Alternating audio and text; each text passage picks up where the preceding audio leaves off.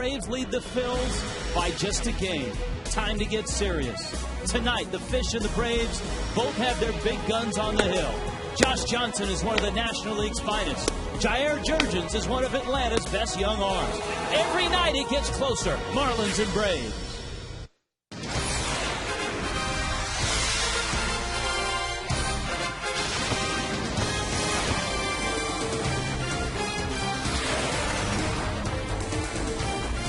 Postcard stuff in South Florida today. It's sunshine above.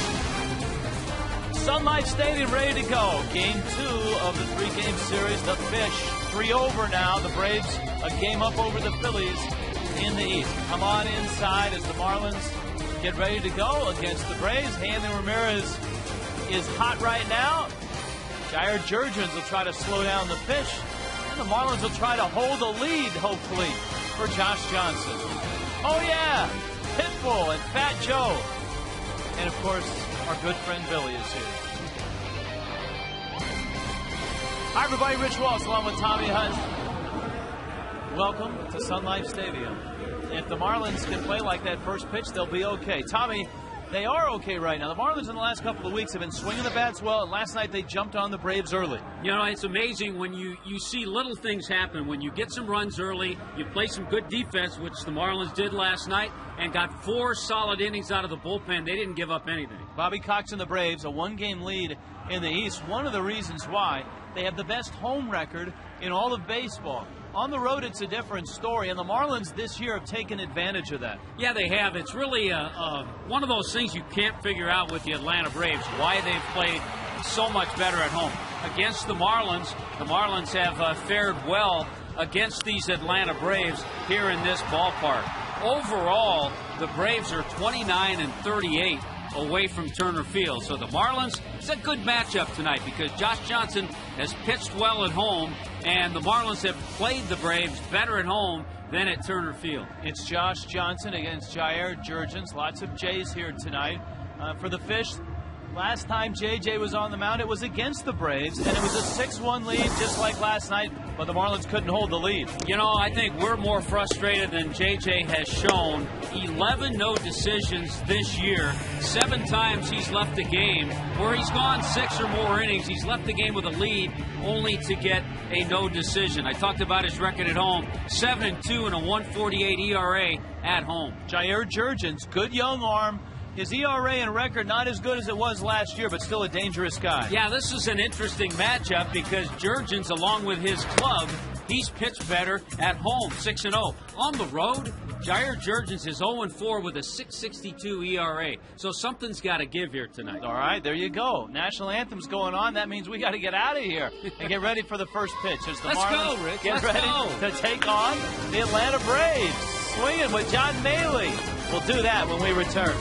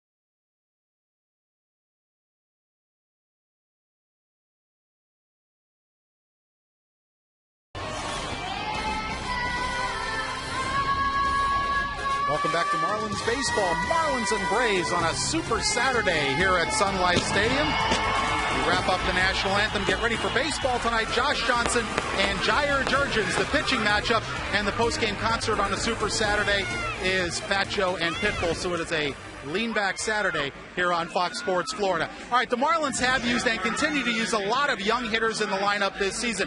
And, of course, they're adjusting to Major League pitching. Hitting coach John Maley is also a rookie at the big league level after he was elevated to the staff back in June. But he spent 9 years as the Marlins minor league roving hitting instructor, so he knows these young hitters very well. You know these guys. Now that you're the major league hitting coach, do you see differences from when they were minor leaguers? Well, I'll tell you one thing. What I'm proud of is when I watch them play at this level, the way that they approach the game in the minor leagues, they carry that right into the big leagues. And that's what I'm proudest of when I look at them, is how they are team players, how they play the situational game very well, and how important winning is to them and playing the game right, and knowing when to take a pitch and when to be aggressive. And you look at their swings. My job basically is they all had great swings when they came in. There's a few things that we tweak with some guys along the way. But my job is when they get out of whack, I got to be able to bring them back and bring them back right away. And the good thing is that I've known them because since they've been in the system, I've been with them all the time, and we talk hitting and make the adjustments in their swings, and it helps by me being here with them. I've often heard it said to minor league prospects, when you get to the big leagues, don't change. What got you here is because of what you were doing. Does the same thing apply to you? Yeah, I'm getting a little more comfortable now. You know, the thing that was toughest for me was the advance reports and the advance meetings. I came here and I knew what had happened before because I had been up for a while, and I had some ideas on maybe things I would do a little different, like anybody would have when they go to a new place. And now I'm starting to get very comfortable with that, and I'm really trying to be myself because I know all these guys. So if I was different, they would tell right away, and they'd be getting all over me. So our approach is just that: how to have a professional bat, when to be aggressive, when to be selective, when to see a pitch, and when to attack. John Maley trying to help shepherd these young Marlin hitters through becoming better major league hitters. It's a JJ start for the Marlins tonight. Josh Johnson going against Jurrjens of the Atlanta Braves as Josh goes for win number 12. Rich Waltz and Tommy Hutton will have all the action coming up in high definition on a Super Saturday here at Sun Life Stadium. It's all next here on Fox Sports Florida.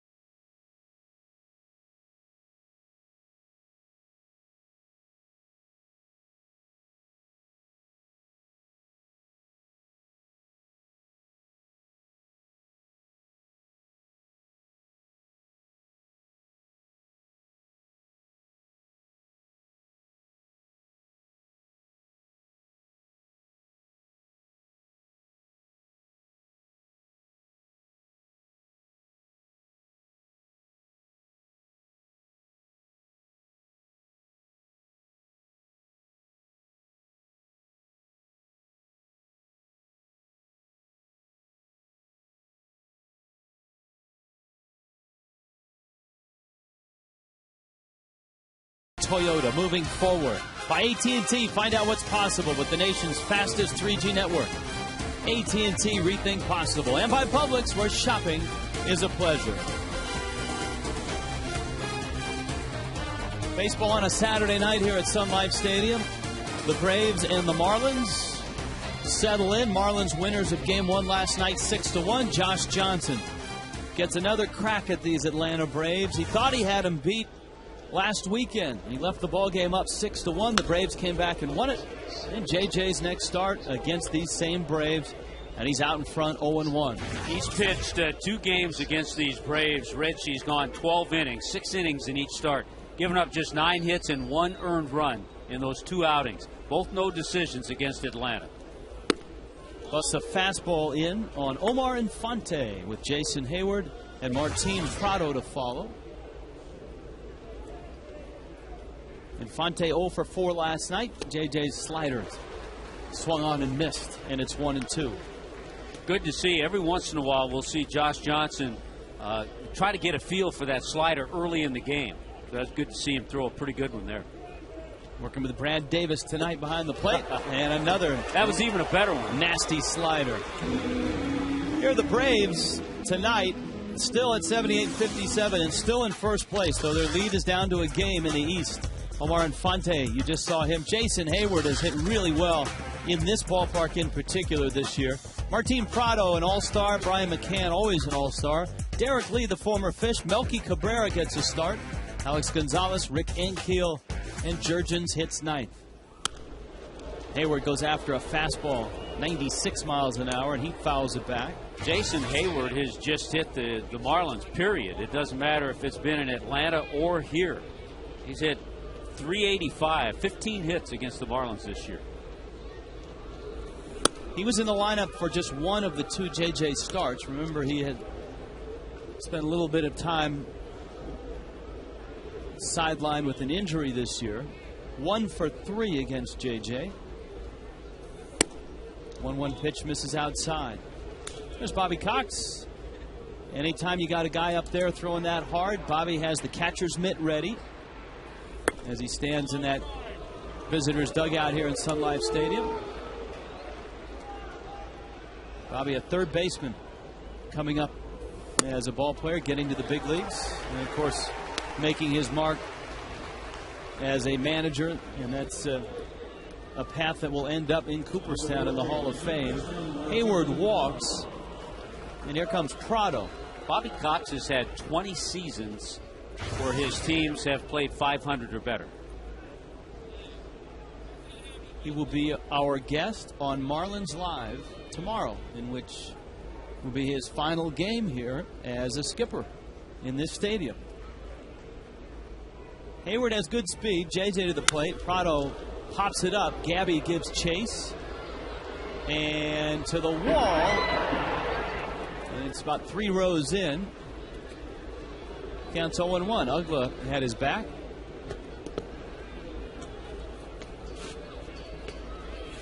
Prado has been an all-star all year long.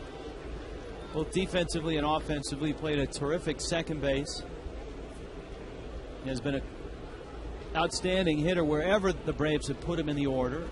And now they've got him playing third base after the injury to Chipper Jones.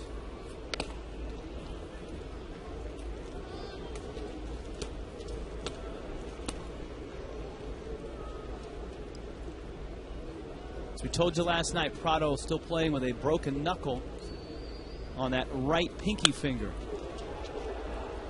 And so it can't feel good when he goes up and doesn't make solid contact on a guy like Josh Johnson. You see he tapes the bigger finger together. He's got one of those thumb guards on there as well. Yeah, that's to try to prevent a little of that vibration, especially if he gets jammed. 0-2 coming. Both Prado and Infante, and watching them, they will spoil a lot of pretty good pitches. Just foul them off.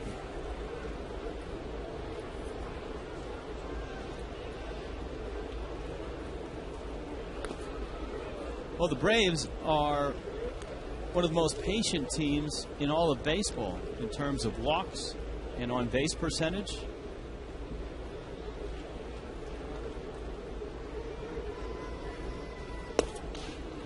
Breaking ball away. It's 1-2. Yeah, the Braves lead the National League in those two departments. Walks and on-base percentage, lead the National League in doubles.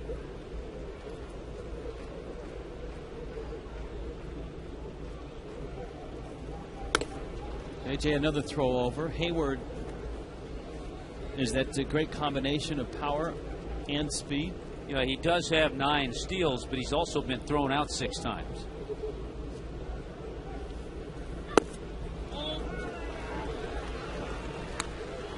The count goes to 2-2. I think even more so the second half of the season, where JJ has gotten in trouble is pitch count. And getting 6 innings, that's why he's had to leave a lot of games after 6. Prado turns on that one and bangs it into left field for a base hit. Boy, there's one of those patient at-bats. He fouled off some tough pitches and then got a good pitch to hit. Marlins defensively tonight, brought to you by Boar's Head, premium meats and cheeses. All right, we'll check it out. Morrison, Maven, Stanton. That outfield set the same. Chad Tracy again at third. Gabby over at first. The double play combo, Hanley and Ugla. And Brad Davis has been doing a nice job behind the plate, also at the plate as a hitter. Here is Brian McCann. He fouls it back. He, of course, was the guy that hit the game-winning homer in that JJ start. That was off of Leo Nunez. McCann got the night off last night. David Ross started. He has seen JJ more than any Braves hitter. 7 for 31 with a homer. That's a gorgeous pitch. 0-2. Any indication, the fastball is live. You saw that 96. The slider has been very good. And a lot of times he'll use that changeup a little more often to left-handed hitters. I don't think he'd use it here 0-2, though. Of course, the Marlins rotation has undergone some transformation from opening day. Josh opened the season in New York against Johan Santana. Fastball threw it by him. 2 strikeouts, but still a veteran hitter to get in Derek Lee. Boy, lighten it up in that red zone again, 96. And that's throwing it by a good hitter in Brian McCann.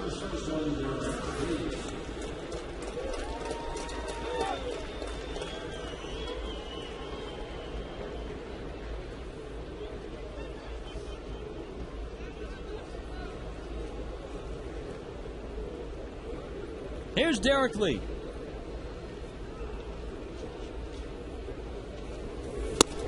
Lee getting the start against Josh Johnson. A little surprised to see him in there tonight. Yeah, because we saw in Atlanta, Hensky used. You know, he's probably not going to play the rookie, Freddie Freeman, the left-handed bat, even though he's a left-handed hitter. He'd rather have a veteran in there. Lee says he didn't. Home plate umpire Doug Eddings said he did. All right, just to give you an indication, 97 with the fastball. He has thrown some sliders, 91 and 92 in this inning. You can hear Lee say, just ask. All he wanted was Eddings to ask Dana DeMuth. Bobby Cox is backing him up, and now Lee and Eddings go at it. Third straight 0-2 count Josh Johnson has had. And he struck him out. 97 on that fastball. Josh Johnson punches out 3. The Braves leave 2, and we are underway.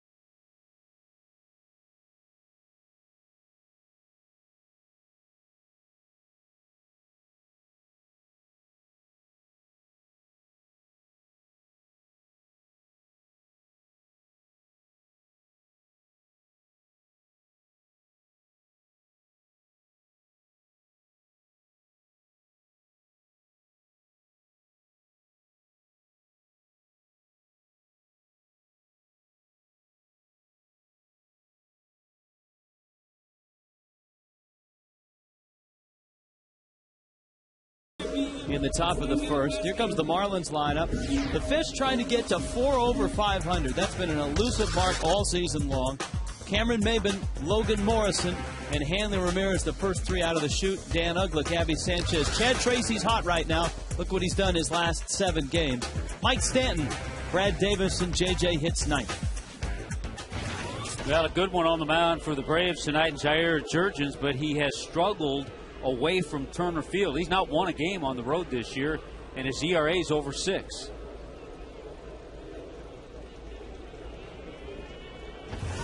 His ERA overall has taken a big jump, almost a run and a half, a little over a run and a half from last year. Drag bunt, Maben. Jurrjens throws it away. Maben takes a quick left turn and is on his way to second. Cameron is aboard. Probably a hit and a throwing error on Jurrjens. That's a good way to get things started, really putting the pressure on Jurrjens, who's generally not too bad of a fielder. He really tries to rush this mainly because of the speed of Cameron Maben. No chance at all for Derek Lee. Cameron picks it up right away and cruises into second. And you know a guy like Derek Lee is really reluctant to go into the runner and make that catch. He had a serious injury to his wrist on a play similar to that when he was with the Cubs.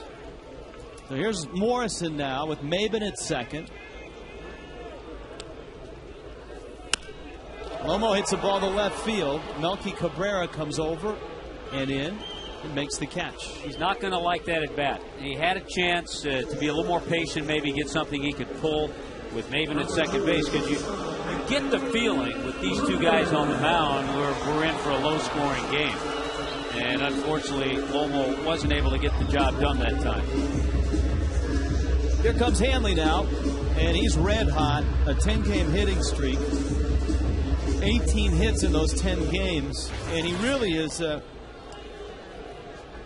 You can't say he's hit Jurrjens well, but when he does hit it, it goes a long ways. He is 6 for 20,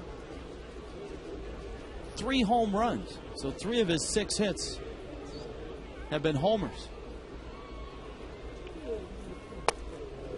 And Jurrjens flips up a breaking ball for a strike.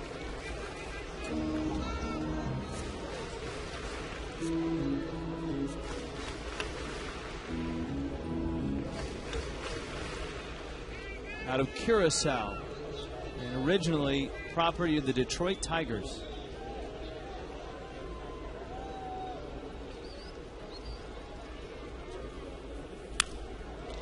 Hanley hits a fly ball down the right field line, and it's fouling out of play. And the Tigers needed a veteran shortstop. The Braves had one to deal. That was Edgar Renteria, and that's how Jurrjens became a Brave. And it's worked out pretty well for Atlanta. I would say so.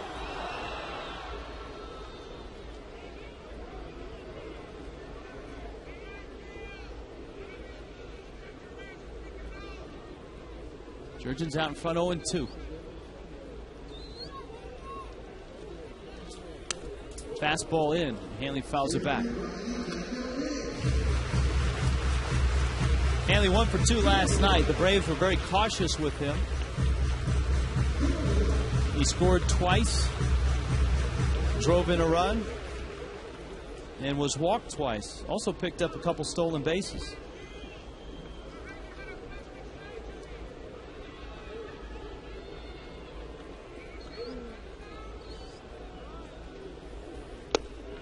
Oh, 2 is out, and it's 1-2. At Jurrjens last year, an ERA of 2.60. This year, 4.38, and he was 14-10 last year. That followed up a 13-10 rookie season in 2008.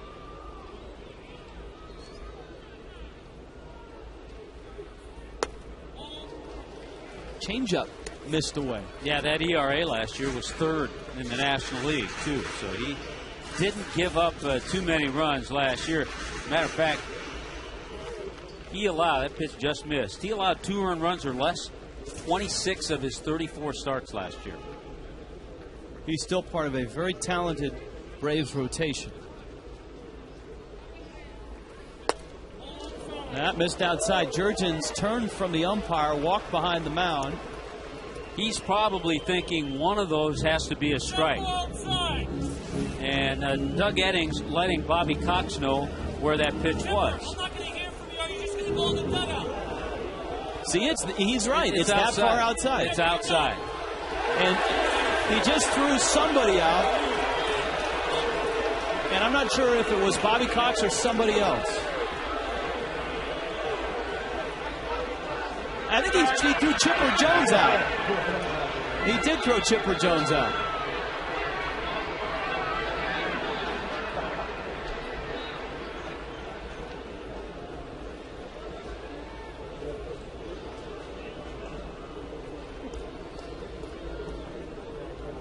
Three-two.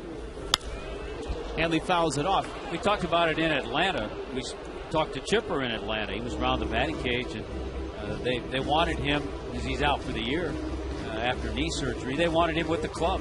So I think this is his first road trip.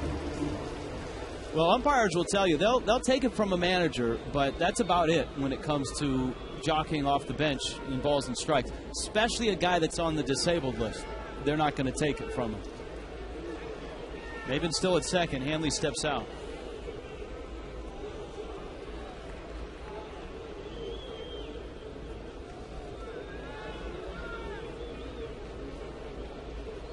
So what was an 0-2 count is now a 3-2 count.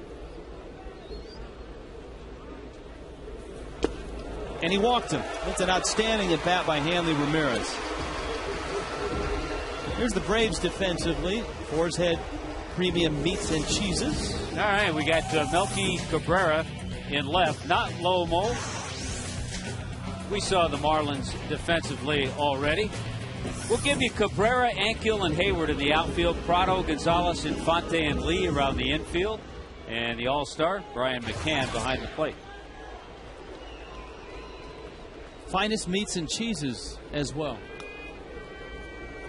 Here's Ugla now. Dan Ugla stands in. Last night he was 1 for 4, drove in a run with an RBI double. Had some good at-bats last night, too. Got great speed out there right now. Ugla goes after the first pitch and fouls it back. I talked to Dan a little bit. He missed a couple of games with that sore groin pull. He said the one area he's really being careful. He said he felt pretty good last night, but the one area he's really being careful is when he rounds the bases. Goes up the line. You'll watch him. He'll be a little tentative going up the line and taking that turn. Well, he got great speed on the bases right now with Maven and Hanley out there. 0-1 to Ugla is down low. Danny has hit Jurrjens well. 7 for 19. 3 doubles. You see the month of August he had. And his first game in September was last night. He is sitting on 30 homers. He's got 29 right now. Gabby's on deck. 1-1 coming. It's a changeup, and it floats low. And right now, Jurrjens, who looked sharp early, was ahead of Hanley 0-2. Hanley worked to walk. Ugla's gone 2-1.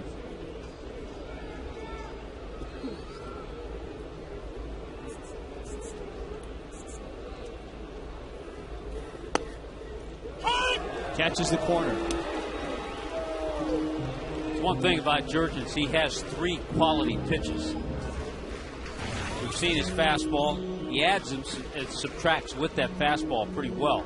He'll throw more changeups and sliders, but has a slider. And good fielder, but he just tried to rush that throw to first on the bunt by Cameron Maben. 2-2. Breaking ball struck him out. Ugla caught looking. Well, we talked about the breaking ball. That was it. He didn't see the fastball or the changeup. Jurrjens spins it up and spins it up nicely and just brushes that corner. So if the Marlins are going to get anything out of the inning, Gabby Sanchez is going to have to do it himself or keep the line moving. 0 for 2 last night.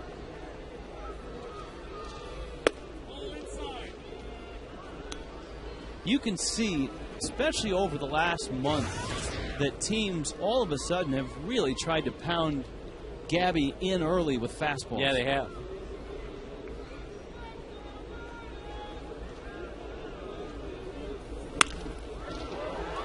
Out to short, and the Marlins leave 2. And we go to the second.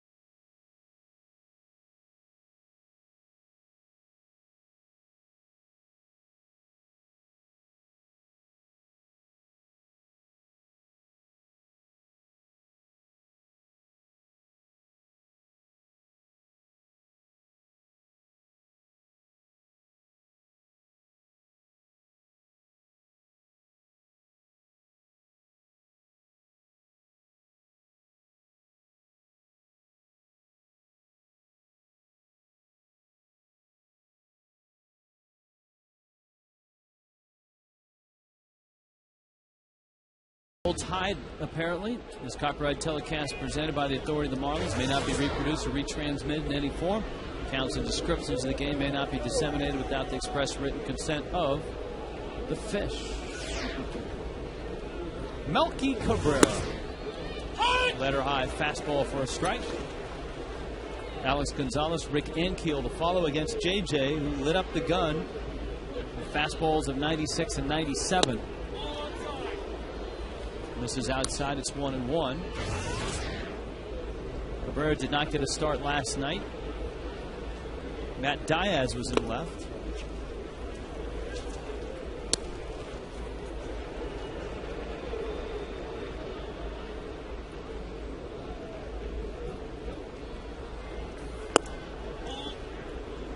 JJ falls behind 3-1. A walk and a single, but then 3 strikeouts as well in that first inning. Diving try, and it's off of Tracy's glove. It caroms to Hanley. It's going to be a base hit, but it's a ball I think Chad Tracy will probably tell you he should have had. Certainly not an easy play when you're on the other side, a left-hander, and line drive's kind of slicing, but Chad Tracy was there. He got a glove on it, just couldn't hang on to it. So it is a base hit for Melky Cabrera. We'll see how aggressive or creative the Braves are now. Alex Gonzalez is up, and they're near the bottom of the order. You've got Ankiel and then the pitcher, Jurrjens.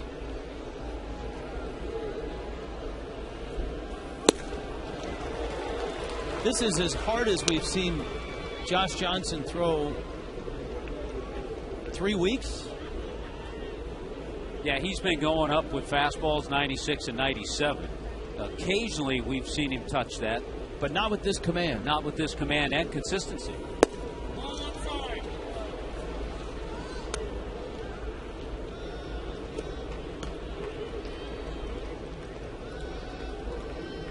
Ball and a strike. Gonzalez last night was 1 for 4.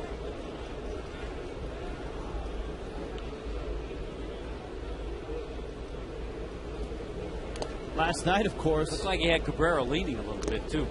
Last night, of course, Andrew Miller, 5 innings, a run, 7 hits, and great bullpen for the Fish in a 6-1 win.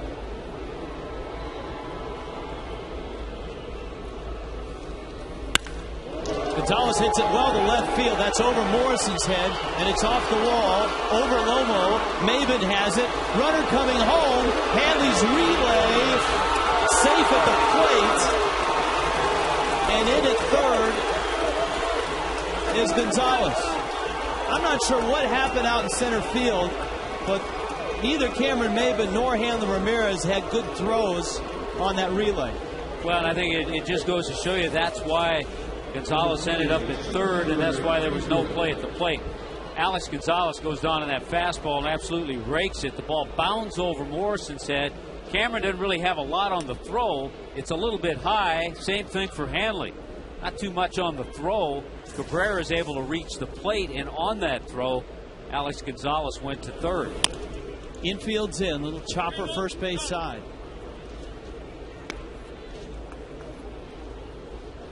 So a double for Gonzalez, an RBI double, and Ankiel up there with the count 0-1. Infield's in.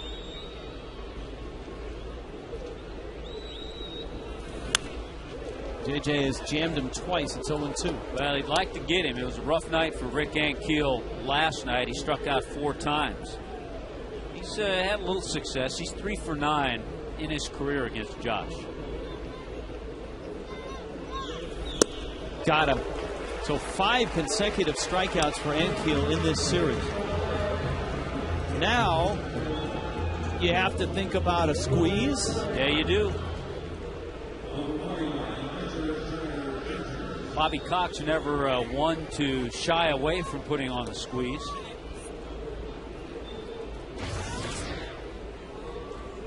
Davis is out to talk to JJ.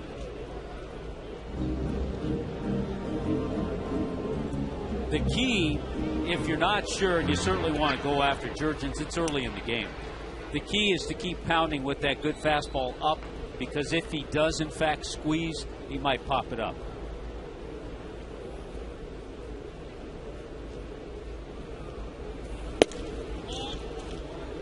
1-0 to Jurrjens. But I don't think you can worry about the squeeze and worry about not throwing strikes, pitching out, anything like that. I think you go right after him and hope if he does that he pops a pitch up.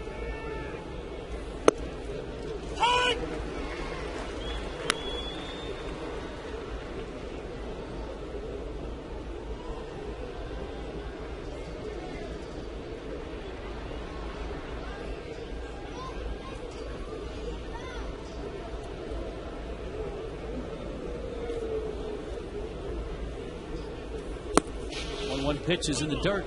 Davis blocks it, and it's 2-1 to the pitcher, Jurrjens. And already, because of the at-bats and the 3 hits, pitch counts up to 36.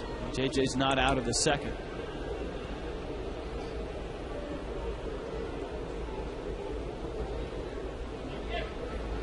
Randy St. Clair. He's coming, squeezes on, and he missed it.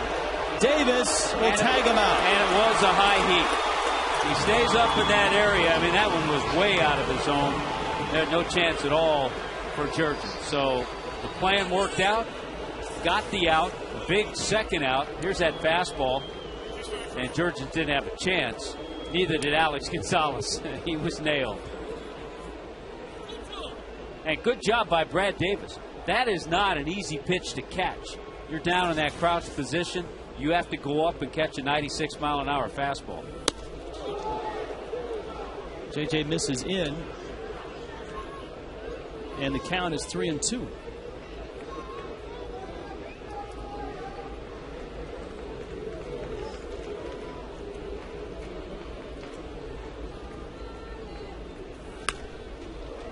Jurrjens going to make him throw at least another pitch in this inning.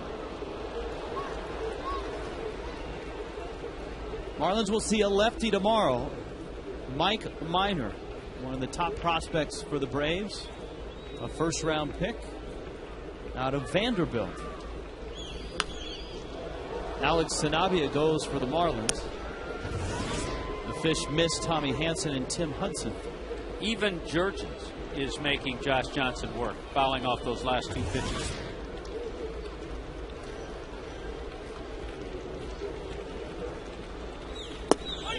That's right down the middle. Braves do get a run, but the Marlins hold it right there.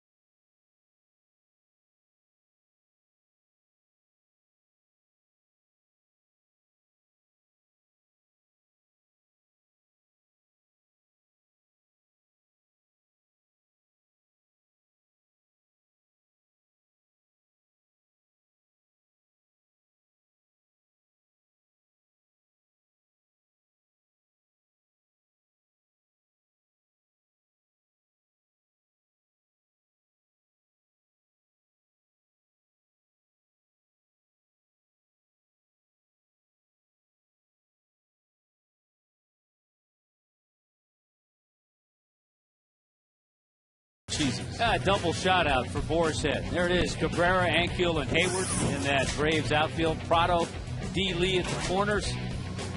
Gonzo, Infante up the middle, and Brian McCann is behind the plate. Well, who doesn't love premium meats and cheeses? Jurrjens back out there. The Marlins trail in this ball game 1-0. They had a great opportunity in the first. Cameron Maybin at second base and nobody out. They couldn't move them up, and then they couldn't get him in. And so Jurrjens gets Chad Tracy, Mike Stanton, and Brad Davis.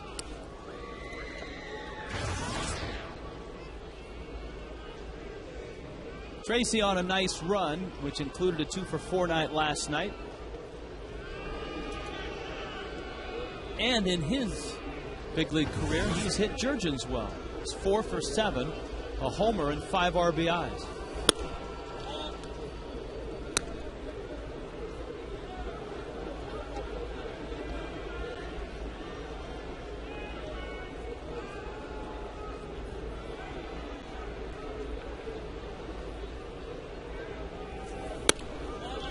That changeup misses away. We have great audio.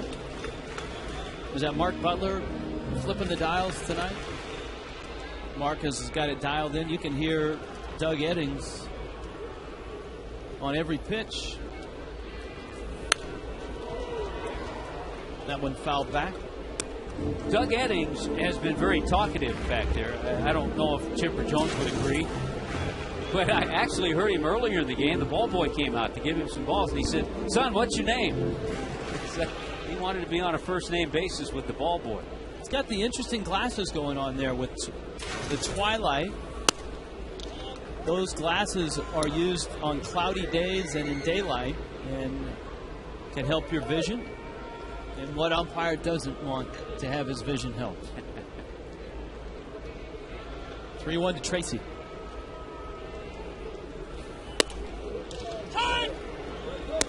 Jurrjens starting to zero in with that changeup now. A little better. If he starts getting that pitch over consistently, it makes him even tougher.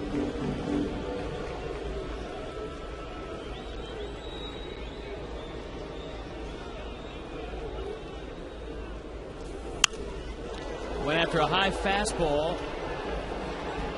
Prado makes the catch. And Tracy will kick himself. That was ball 4.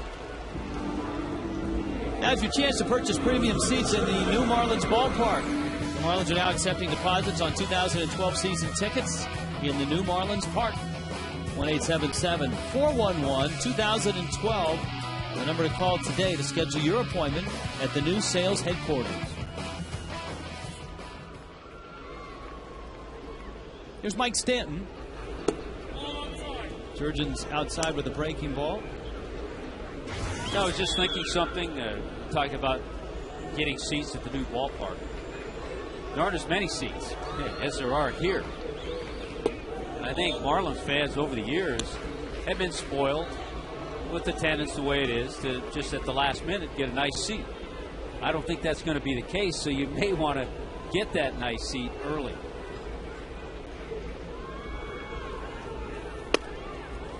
The new ballpark will seat roughly 36,000, and there will be about 1,000 standing room only seats as well, and that's pretty much half of the capacity here.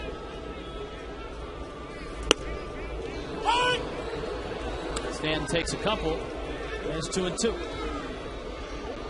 A couple of decent pitches. He hadn't been able to pull the trigger on 2 fastballs.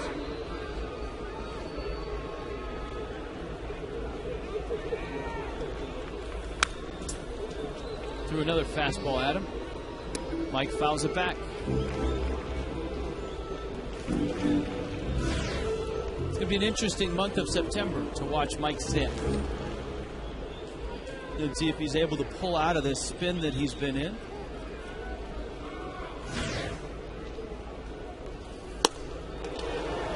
Late on the fastball, threw it by him. And there are 2 outs. Here comes Brad Davis. Had some good fastballs to hit during that at bat, and just swung through that last one. It was up a little bit. Yeah, and as we talked about the other night, but the same is true for any rookie at this time of year that has spent a couple of years in the minor leagues. Minor league season's usually over Labor Day, so they're all going to be playing a little bit longer, getting deeper into a season, so that's an adjustment in itself. Davis has a 4-game hit streak.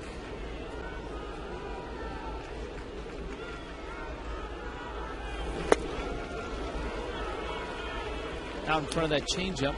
Quickly, it's 0-2.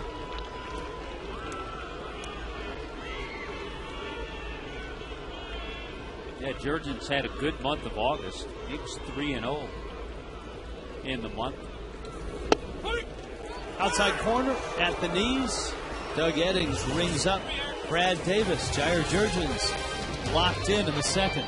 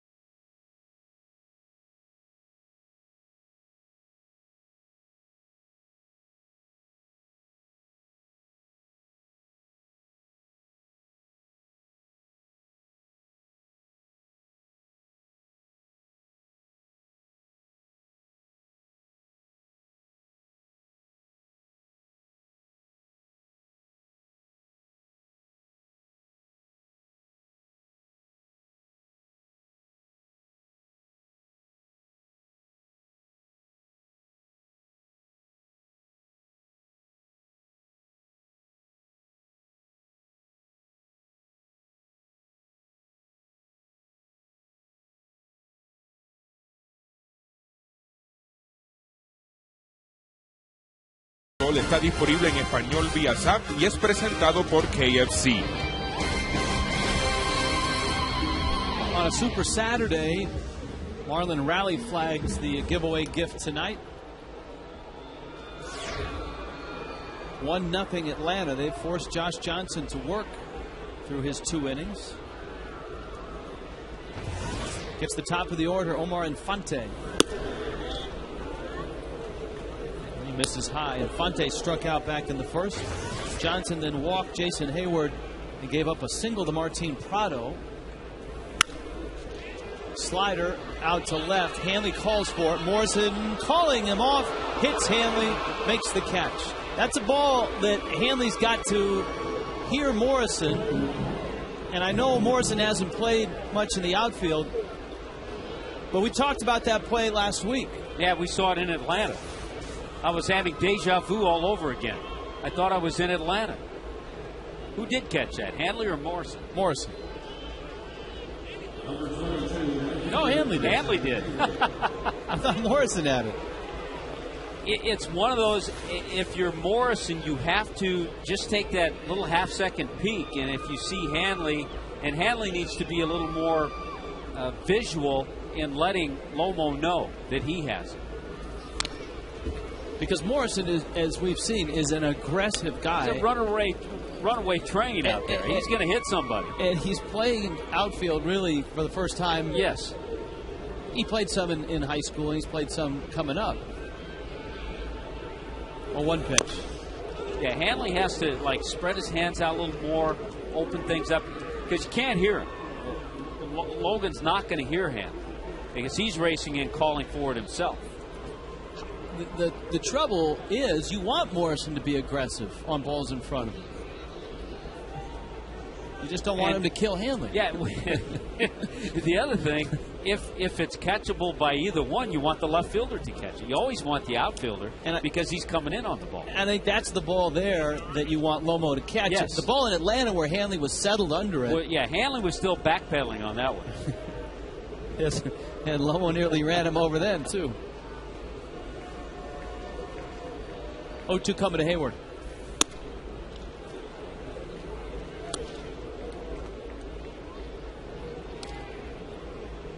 A 1-for-5 night for Hayward last night. And he hit 2 balls last night right there, just getting him over Hanley's head. And he has another hit tonight. He's been just putting together a tremendous tear over his last 17 games, hitting around 420. I mean, he's hit some rockets and he's hit a few like that. And that one, he just stays inside so well. And he's so strong, gets it over Hanley's head. Here's Prado now.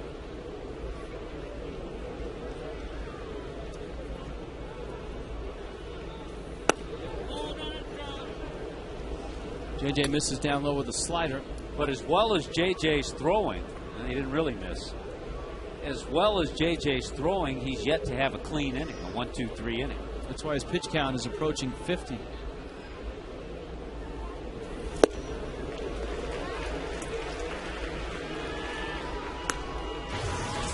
So this will be a bullpen game because Jurrjens has never had a complete game in his career.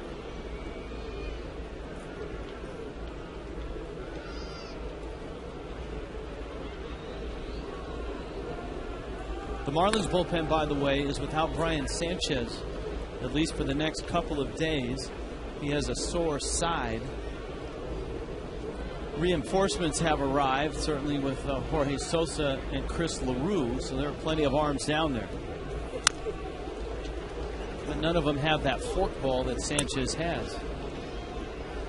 That comes in handy when you're facing the Braves because Bobby Cox's bench is so deep with veterans.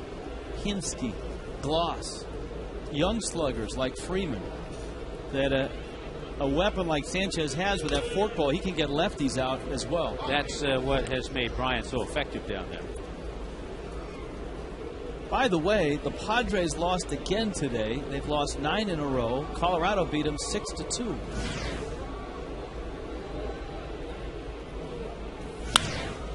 A liner off of Gabby's glove and into right field. So think about the 2 hits this inning. Hayward muscles one over the head of Hanley Ramirez, and that one squibbed off the end of the bat by Prado, just off the glove of Gabby Sanchez. So neither ball hit real hard, but just in the right space. That's got a shot to be a double play if Gabby's able to make that catch. Good job by Hayward, though. He kind of held his ground. And JJ's in the exact same spot he was in the first inning, first and second, with McCann and Lee coming up. He struck out McCann on a high fastball.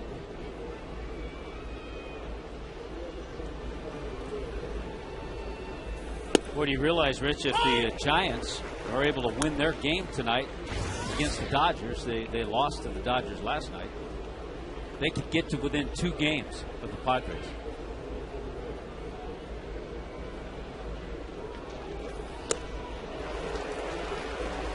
It's one of the few changeups we've seen JJ throw tonight. Now, it'll be interesting. Remember, he had McCann 0-2 last time and just blew him away with a 96 or 97 mile an hour fastball. He might not do that here, but McCann has to be ready for it.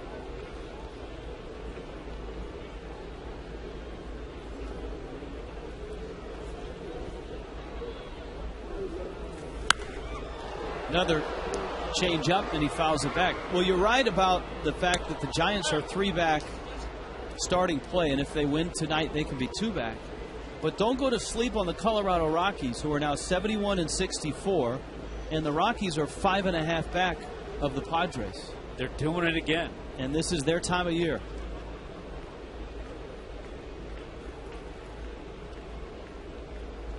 Oh, 2. It's like this time of year they kind of turn the dial up a little bit on the humidor. Yeah. And they come roaring back. Well, a lot of it is just that a lot of guys on that Rockies team were there when it happened, so they know it can be done. 07 and 09, and that's a nasty back foot breaking ball from JJ. That's a 90 mile an hour slider that not many left-handers are going to hit. Drop it down on that back foot, and Brian McCann swings over it. Wow. Look at where it showed up on pitch tracks. That's over in the batter's box there.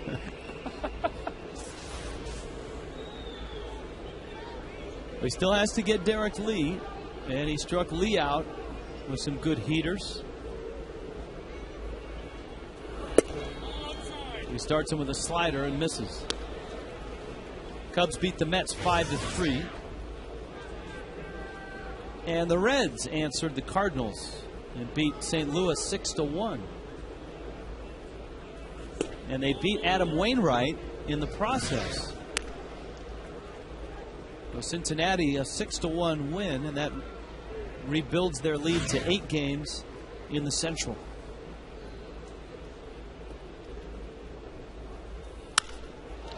Lee hits a high fly ball down the right field line. Stanton in pursuit, and Mike runs out of room and runs into the wall. Let's hope he's okay.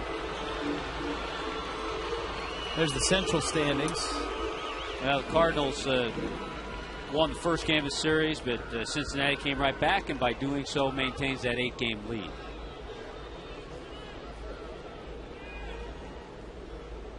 We'll keep an eye on the Phillies tonight, and I'm sure the Braves will be doing likewise. Milwaukee leads Philadelphia 3-2 in the third. 2-1.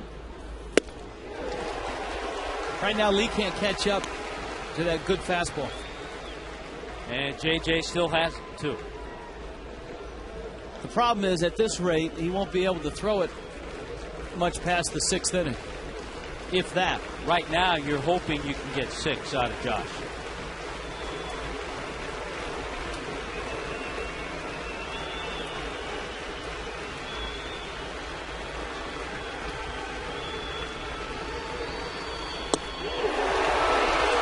Struck him out. Second time tonight, Lee has missed on a fastball. JJ has really labored 61 pitches.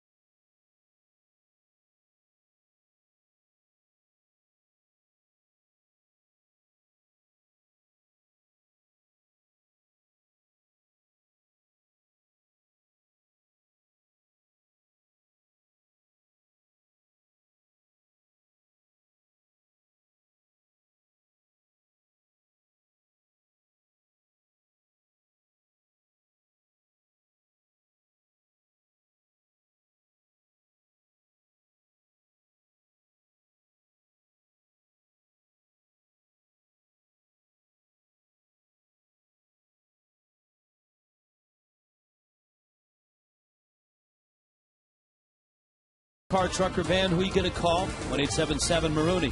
By South Florida Ford. Visit southfloridaford.com for great offers. By Checkers, Little Place, Big Taste. By Corona, kick back, relax with an ice cold Corona Lime. Enjoy Corona today. And by Boar's Head, premium deli meats and cheeses. Josh Johnson is up. Jurrjens just threw him a strike. And the Marlins hitting here in the bottom of the third, down 1-0. JJ then the top of the order. While Josh Johnson has thrown 61 pitches, Jurrjens has thrown 34. JJ having an off year with the bat.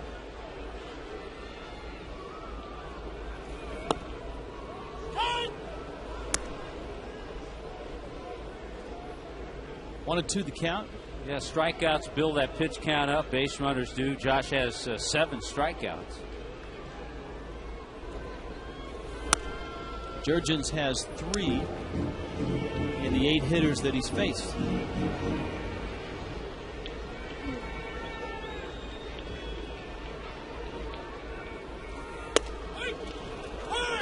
Now he's got 4. Let's check in with Frank Fort. All right, thanks, Rich. Just an update on one of the Marlins' signature off-the-field events. It happened on the off day on Thursday at the Turnberry Isle Resort and Country Club, the annual Fish and Chips Casino Night. Edwin Rodriguez, our own Jeff Conine, Hanley Ramirez, Marlin players there. It was a great silent auction. Over 300 fans showed up to help raise money for the Florida Marlins Community Foundation, playing blackjack, poker, roulette. Even Brett Hayes with his arm in a sling was there. Emilio Bonifacio playing, and it was a great night, a chance for the Marlin fans to get up close to the players. Over 300 fans in attendance to help raise funds. And Jeff Conine said he made a rather significant contribution because he didn't get any money back at the poker tables, guys. Hey, Frank, I was there. I know, Rich. We didn't have you on video. We have to talk to our photographer about that. I was following the lamp around. You have to have okay. proof. You were not wearing the lampshade on your head. You were just following that young lady around. Is that right? I'm not even going to admit to that. Okay. 0-2 the count to Cameron Maven. It was a good time, that's for sure. And Jurrjens misses outside. Maven dropped down a bunt. Jurrjens threw it down the line. Cameron got a hit and got to second, but the Marlins couldn't score him back in the first.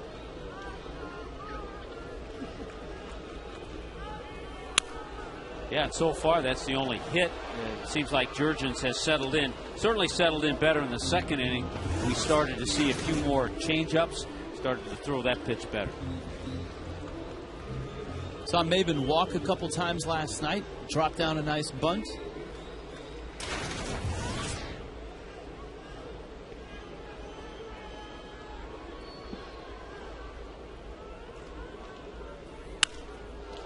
Cameron fouls that off. If you had a chance at the start of the night, Frank, in talking to John Maley about becoming the Major League hitting instructor after being the roving hitting instructor, Maley said the thing that he's proudest of the most is his guys that he worked with, the Mavens, the Morrisons, Gabby and Stanton, have taken the team-first approach to the big leagues the same way they used it in the minor leagues.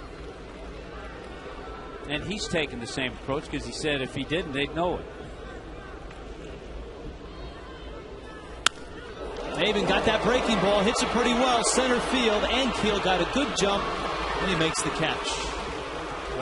Terrific jump by Rick Ankiel, who was shading Cameron Maven a little bit over right center. So as soon as he picked that ball up, Cameron with a nice stroke, and Ankiel, good jump, ran right to the spot and put it away. Well, Logan Morrison saw one pitch in the first, and that's it doesn't happen that often. Logan is used to getting in deep counts. He had a fly ball out to left. We'll see where the Braves are pitching him. And changeup misses outside.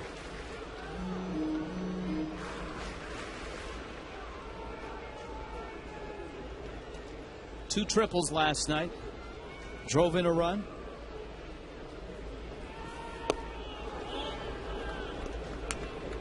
Two and 0.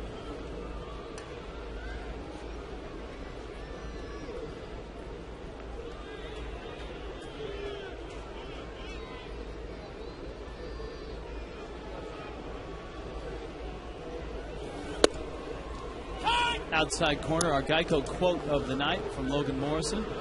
Actually, it's from Brandon Hyde. Nothing Lomo does surprises me anymore. He can flat out hit. He takes what the pitcher gives him. There is no panic. And of course, Brandon Hyde managed Logan Morrison a couple of years at different levels in the minor leagues. You know, it's interesting. If you look at the Braves' defensive alignment tonight in the outfield, it's completely different than how they played Morrison last night. They had him shaded a little bit in the left center last night. And you've got a guy that throws a little harder on the mound in Jurrjens, which is odd. 3-1. Of course, he pulled one triple down the right field line and hit the other in the right center gap.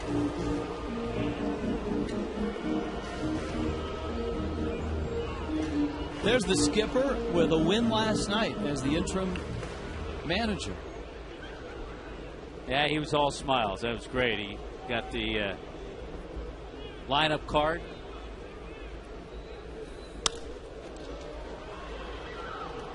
Well, that's a terrific. I mean, wherever his career may take him, and let's hope it's in the Marlins system, he will always have the one night where he went head-to-head with a Hall of Fame manager, Bobby Cox. Well, that's what I told him. I told him, I said, you ought to get Bobby Cox to sign that lineup card.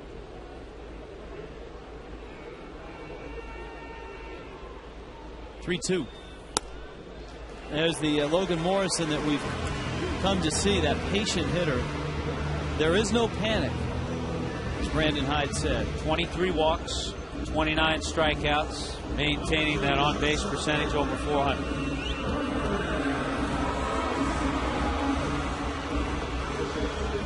All right, here comes Hanley now.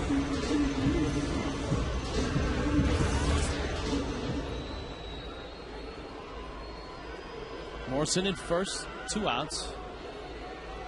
Hanley was behind in the count 0-2 in the first before he walked.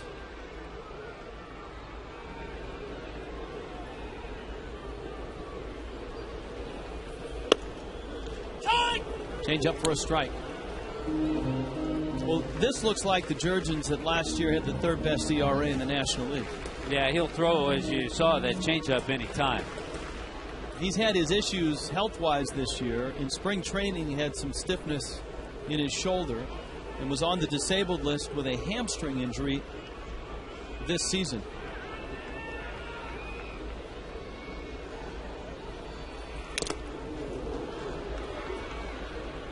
It's odd because his last 3 starts were not great ones. 13 runs in the 3 starts in 18 innings. Remember, tomorrow is a noon start. Tommy, you told me to remind you of that tonight. That's right. You're going to remind me in the morning, too. Yeah. When I'm sitting here at 11:30 and you're not here.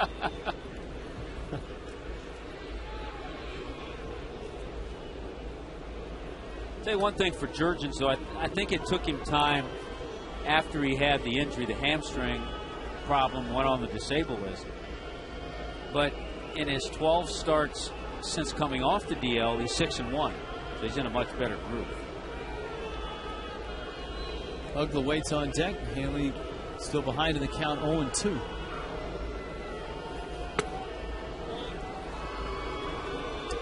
I think we've seen Hanley over the last 3 weeks grow much more patient at the plate. And that's one of the reasons why he's on a 10-game hit streak. Yeah, almost 500 during the streak. Phillies have tied the Brewers 3-3 in the 3rd.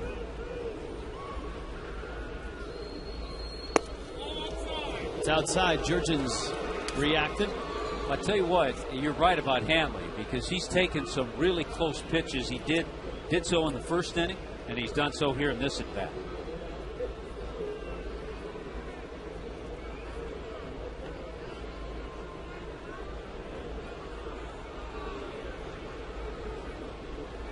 Now the 2-2.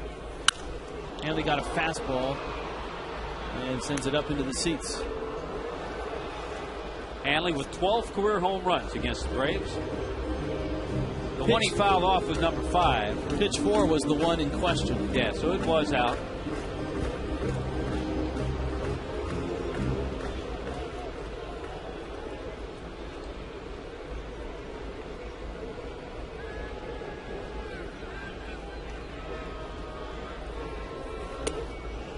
almost feel like we could come back and say, Your Honor, pitch 4 is the one in question here. It was out. And then all of a sudden you would hear, I object, and it would be Bobby Cox. Or tonight it might be Chipper. No, he's been thrown from the court. Bailiff, remove Mr. Jones. Morgan will be on the move. 3-2 coming to Hanley. Ground ball up the middle into center field, base hit. Morgan turns second, on his way to third. He'll be held there, and the Marlins have runners at the corners. Up comes Uggla. Well, with Logan Morrison on the move, easily getting to third base, and another terrific at bat from Hanley Ramirez. Jam Lexus presents leaders of the game. Last 10 days, Hanley Ramirez at 469. Jam Lexus, price minus #1, 18 years running. Click jamlexus.com. And now with an 11-game hitting streak. All right, here's Uggla now. He saw everything Jurrjens has in his first at bat. Unfortunately for him, he didn't see the breaking ball until the last pitch, and it was perfect. It was just on the outside black.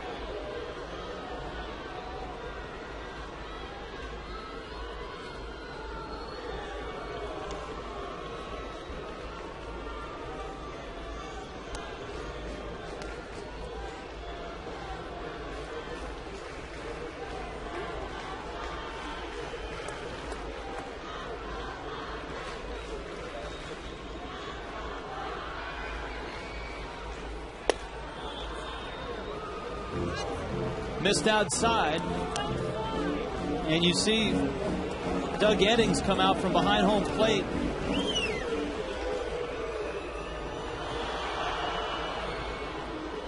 Dan Uggla, 65 RBIs against right-handers. After that pitch, Doug Eddings came out from behind home plate and was standing in front of home plate, telling Jurrjens that was outside. Yeah, Jurrjens hasn't said anything, but he's giving him a few looks.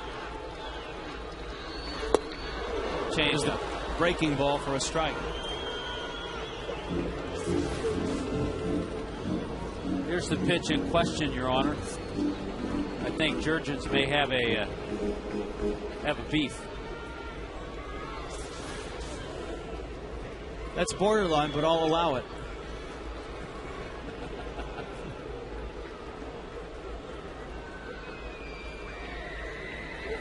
Breaking ball, Uggla jumped on it, and Keel on his way over, and he's there and makes the catch. The Marlins come close again, but still no runs.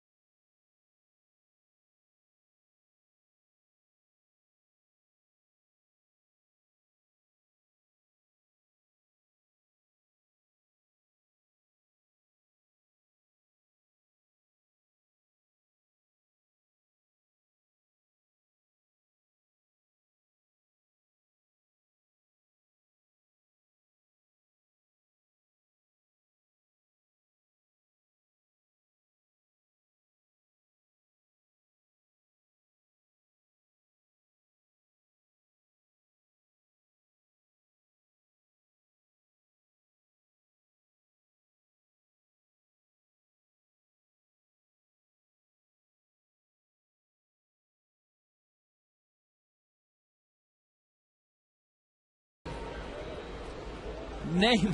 How can you not smile in that case, Tommy? What's the name of Hank Aaron's autobiography? The name of Hank Aaron's autobiography. Josh Johnson throws a strike. Melky Cabrera digging in. Alex Gonzalez and Rick Ankiel to follow. JJ had an interesting night, a high pitch count night. Although the Marlins pushed Jurrjens up to 60, JJ just threw his 64th of the night.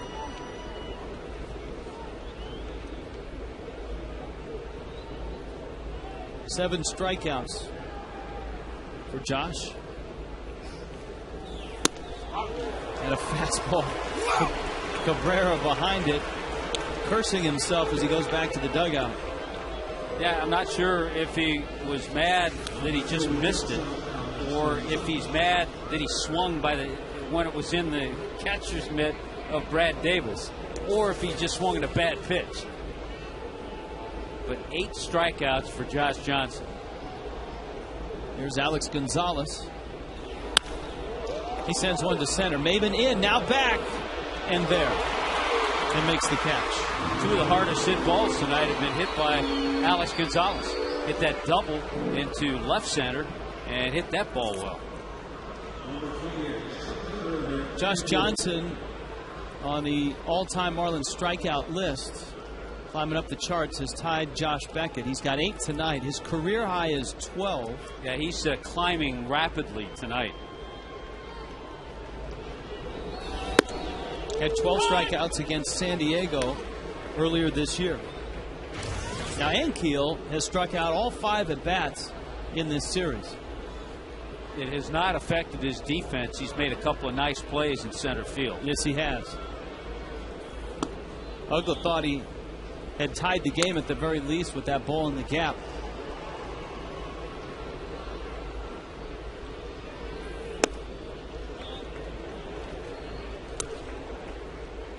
Two and one.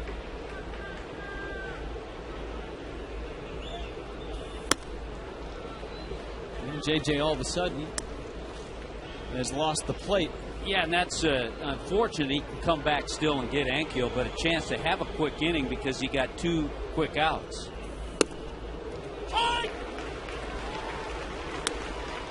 Might have got a break on that call. He did get a break. Down goes Ankiel. 9 strikeouts for JJ. Ankiel has punched out all 6 ABs in the series.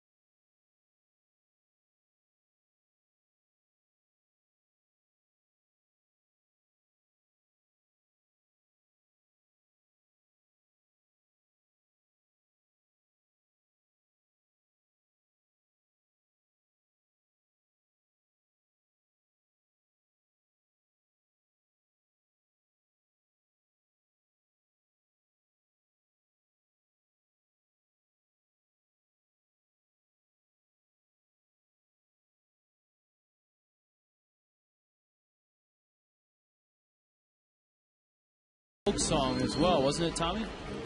If I had a hammer. Well, it was If I Had a Hammer. He had the hammer. He certainly did. With 755 home runs.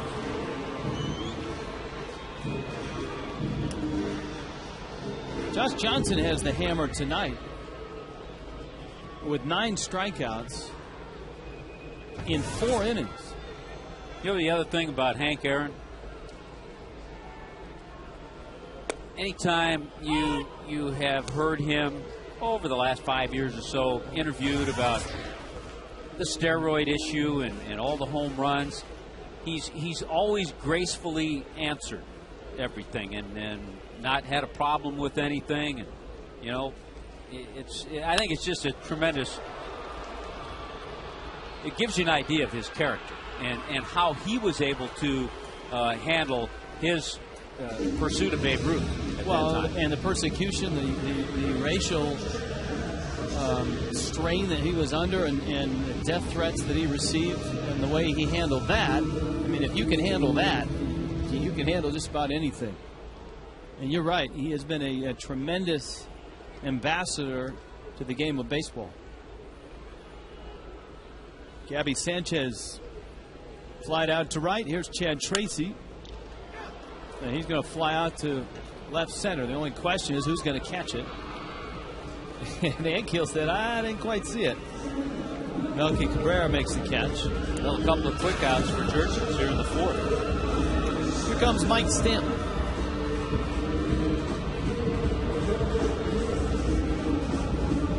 Remember last time up, Stanton saw pretty much all fastballs. Had some good fastballs to hit.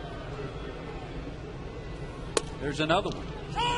And he's in that mode. You know, feeling. You know, go up there, see it, let it rip. He's got that kind of ability. Sometimes I think he gets his mind too cluttered with other things as far as the hands, doing this, doing that. And all of a sudden, 0-2. Struck out back in the 2nd.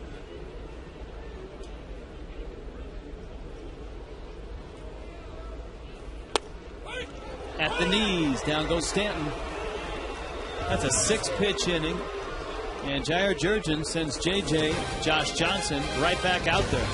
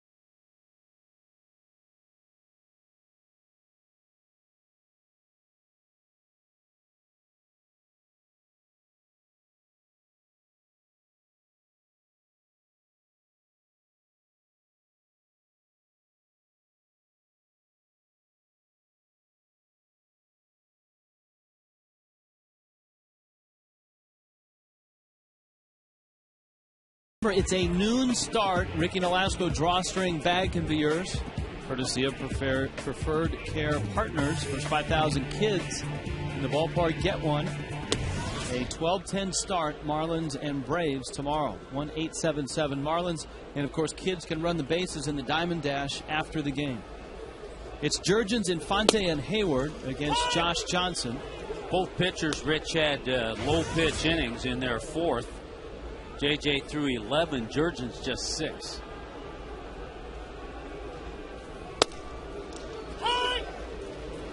Doug Eddings has been calling that low strike. The call to Mike Stanton was right about where that third pitch was on Fox Tracks on the Stanton at bat, the one that Jurrjens ended the inning on. And you see after the sun has gone down, Doug Eddings has those contrast glasses off. So that was a twilight look. And now that the darkness is upon us. You sound ominous. Sounds like a novel. The vampires will be coming out. 9 strikeouts for JJ. He got Jurrjens, but not without a struggle in the second.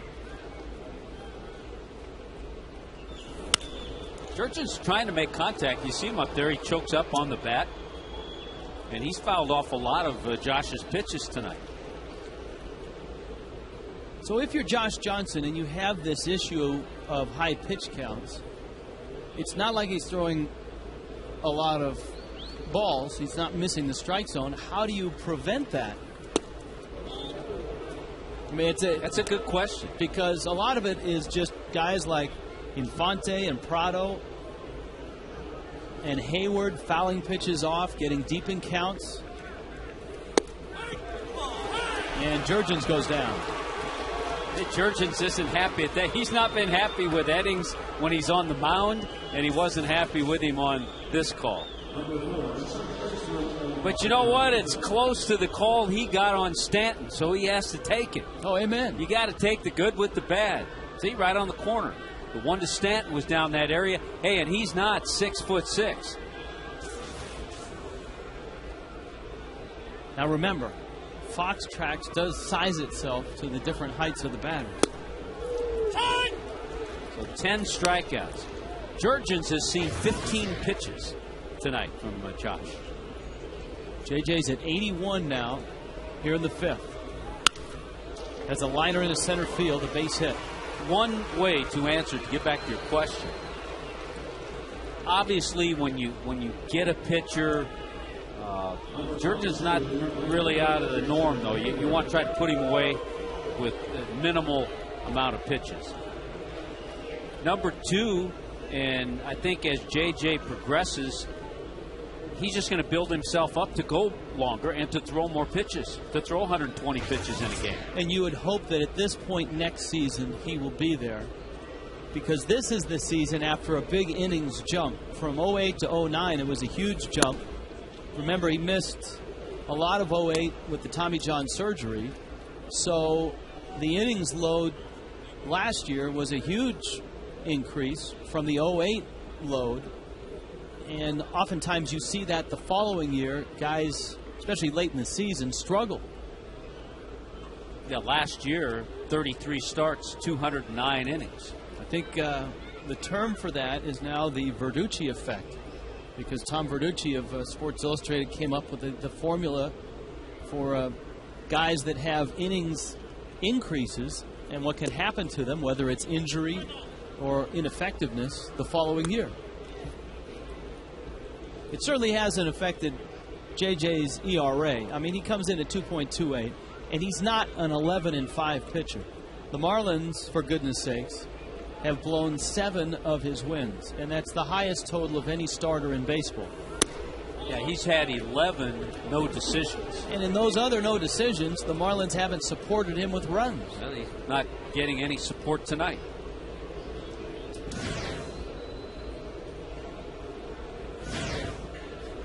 He's had trouble with Hayward, that's for sure. Walked him in the first. Hayward dumped a single over Hanley's head in the third.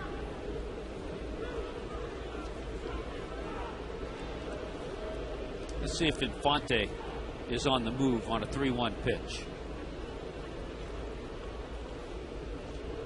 Not running. Snapped off a slider. It's 3-2. Now a decision for Bobby Cox. He sees a guy out there who has 10 strikeouts.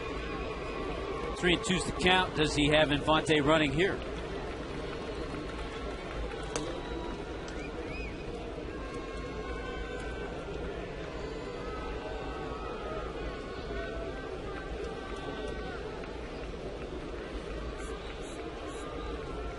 He's running.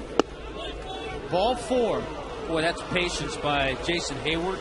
That's the pitch he just swung and missed. Yeah, that's the pitch that he got McCann out on, that slider that he buries on top of your foot, the back foot of a left-handed hitter. And Hayward showed some real patience in laying off it.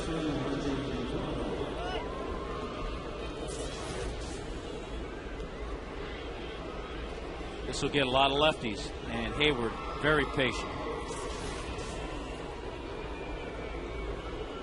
So the pitch was in. Hayward's been on all 3 times.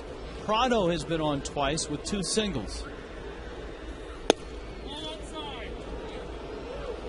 This is where you need one of those double play balls. We told you last night the Braves, second or third in the league in grounding into double plays.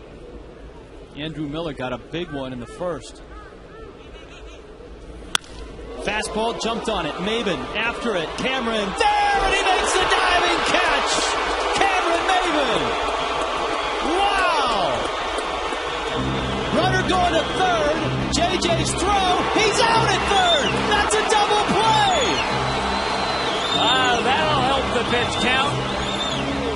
All started by a Superman catch by Cameron Maben in left center field. Up, up. Oh, yeah. Maben in full flight. Well, that wasn't quite the double play you had in mind. A little unorthodox on that one. That'll do.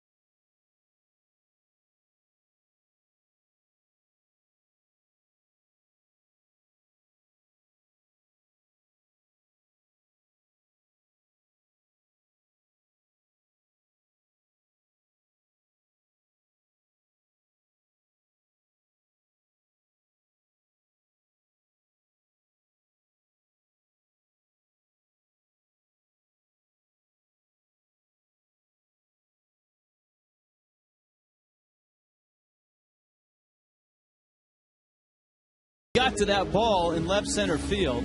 Here's a look at it. Well, he's got some splaining to do up here because I'm not sure how he got to it. It's our checker's double play of the game. As he threw the ball back in, the putout goes 8-4-1-5. It just caught a piece of Dan Uggla's glove, and then alertly J.J. picked it up and got the out at third base. Brad Davis up first. Fastball from Jurrjens. And it's a strike. As good as Josh Johnson has been tonight, he has struck out 10. He's walked 2. Jurrjens has given up just 2 hits in his 4 innings. He struck out 5. He's walked 2. The Marlins obviously don't have a run.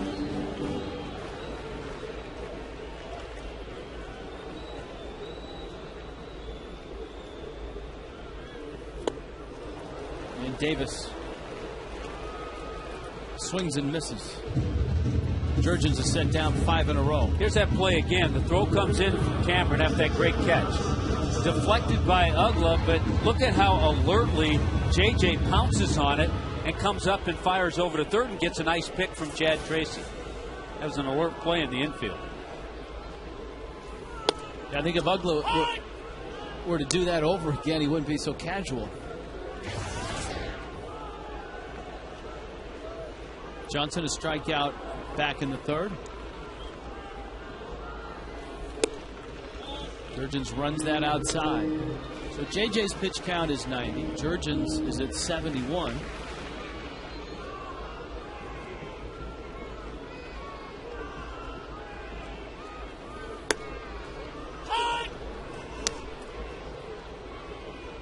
JJ has not done a whole lot of swinging the bat. He has taken an awful lot of pitches this year. Of course, hit 3 home runs last year.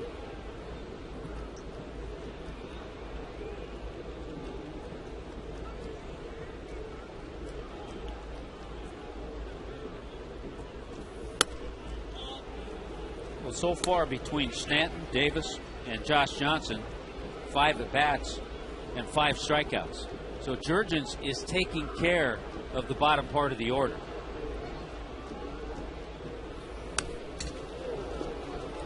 You kind of saw JJ grimace a little bit after that swing. He fouled it back to the screen.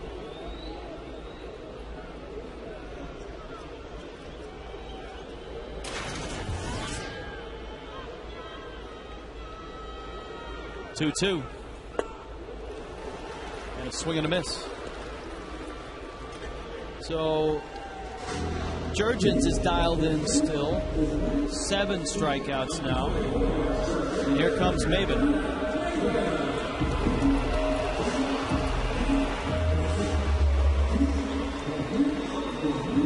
Bunt single and a fly ball out for Maben.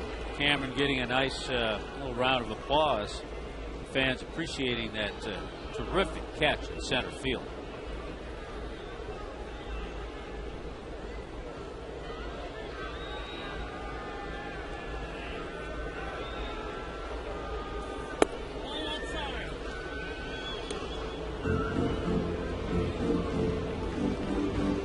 Maben an 0 for 3 last night.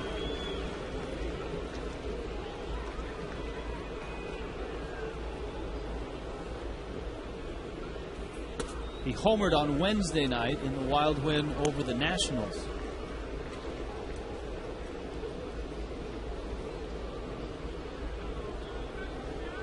Two and 0. Morrison on deck. Phillies and Brewers still 3-3. That's in the 5th.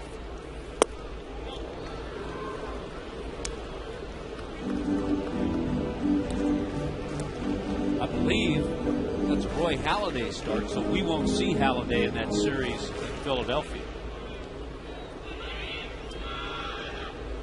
Well, we may see just about everybody else that pitches for Philadelphia. That went into center field. Ankill's had a terrific night out there. Another running catch and another 1, 2, 3 innings. 7 in a row set down by Jurrjens.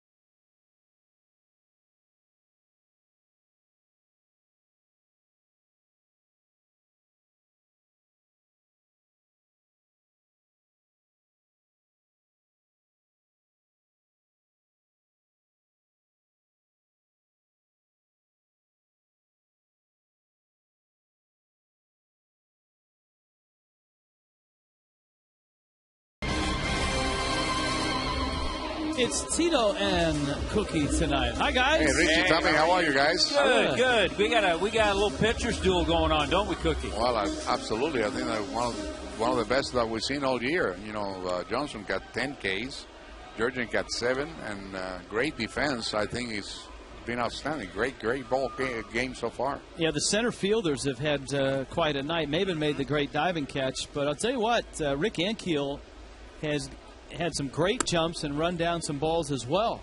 Well, we were talking about him during the games, and he was playing way in. And when he got to those balls, I mean, he run way back to get that great out. And the great play by Maben was outstanding, too. I don't think Cameron's going to get this one.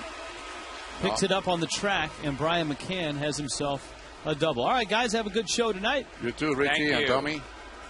McCann leads off the 6th with a double to right center. And the Braves are in business with Derek Lee, Melky Cabrera, and Alex Gonzalez coming up. First good swing McCann said. He struck out his previous 2 times, so he didn't waste much time, and he's been on an unbelievable tear. McCann's been hitting over 500 the last 7 games. All right, Tommy, if you're Derek Lee and you haven't caught up to the fastball yet, you've struck out twice. JJ starts him low and away. Does it change your at-bat now that you're just trying to push a runner over to third base? You know, sometimes, and we've seen Derek Lee over the years stay back and try to hit a ball that way, especially in a close game like this. So, in a way, an approach like that could help him in this at-bat. Josh steps off.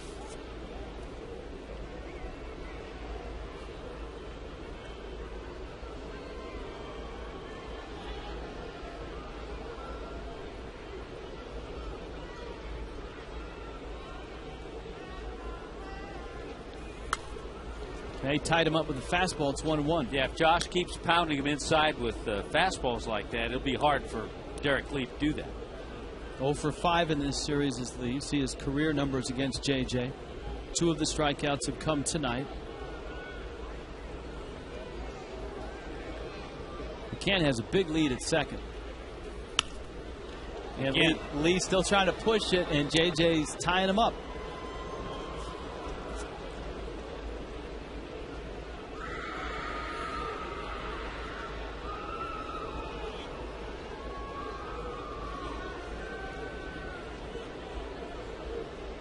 One and 2.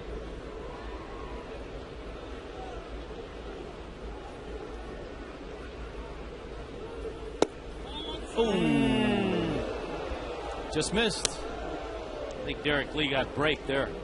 That was a good slider.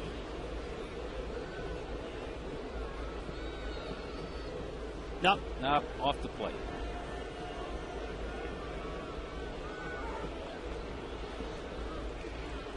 He'll go back in with the fastball. He just went with the fastball, period. Still throwing 97. 97 for his 11th strikeout. And here comes Melky Cabrera. He is singled and struck out. Boy, that's just some good heat.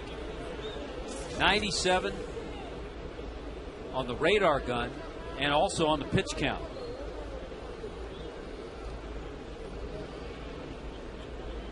You don't have the best of speed out there at second.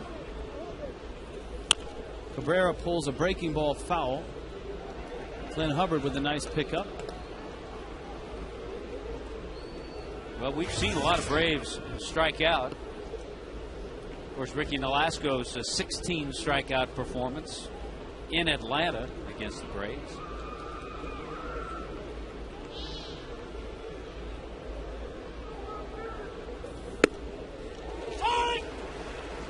Boy, he's just spotting it. I mean, and spotting it at a high velocity.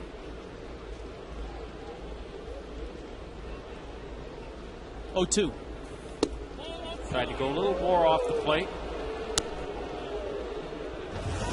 He's one shy of a career high in strikeouts. And he has just eclipsed 100 pitches. McCann's at second. 1-2 coming. Braves' only run of the night came in the second.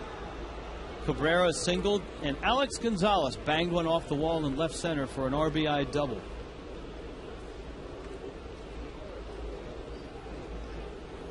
As dominant as he's looked, JJ has had only one 1-2-3 inning tonight.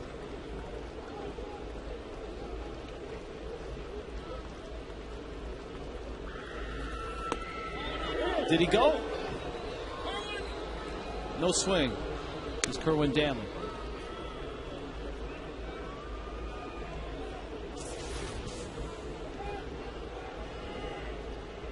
He checked it, I think. 2-2. And run the count full at 3-2.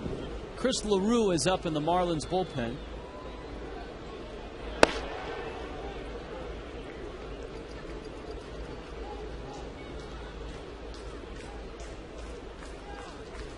Three-two. Emergency swing. Morrison is there, and he makes the catch. Cabrera just reached out, made pretty good contact with it. And the second out of the sixth. Now it's Alex Gonzalez that JJ needs to get out of the inning. Sometimes as an outfielder, you can anticipate a little bit with 2 strikes on a hitter. You have a guy out there, and Josh is throwing so hard.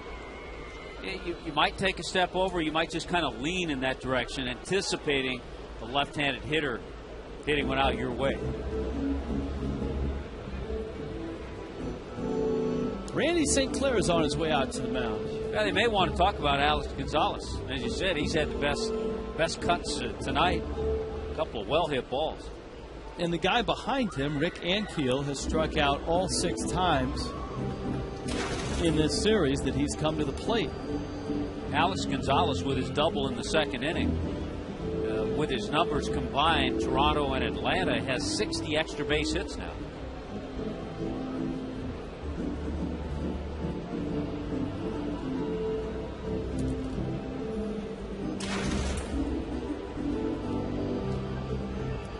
Doug Edding, see, he's a personable guy. You know, he wanted the Bat Boys' first name. He wanted to listen in on that conversation on the mound.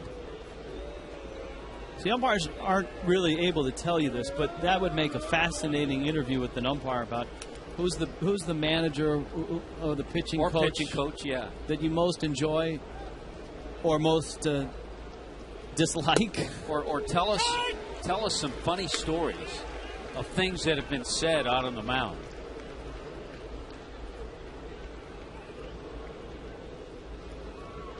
Oh, and 1 to Gonzalez, so JJ's going after him. And he misses down low. In all likelihood, this is the last inning that Josh Johnson will pitch.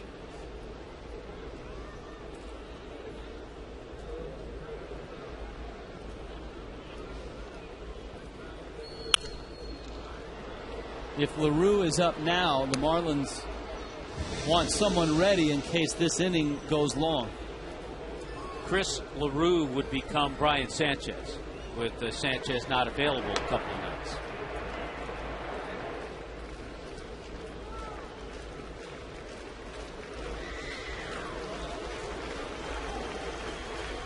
One, two. He's still throwing hard, though.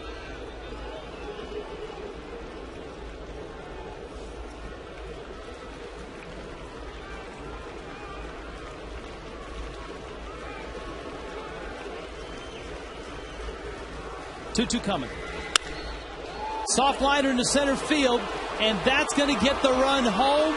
The Marlins went after Alex Gonzalez, and he makes him pay. He's driven in both runs tonight. How about that? Well, the tough part about that is that he made a good pitch. Josh did. The ball was not hit well. If it's hit well, McCann doesn't score from second base. He doesn't run well at all. But because it was served out there off the end of the bat, good slider off the plate. I'll bet that pitch was off the plate. Great extension by Gonzo, and just dropped it into shallow center field. Soft enough that McCann was able to score. So the Braves have 2 runs against JJ. Ankiel with a swing and a miss, and we're back to Ankiel against Johnson. 0 for 6 in the series. All 6 have been strikeouts.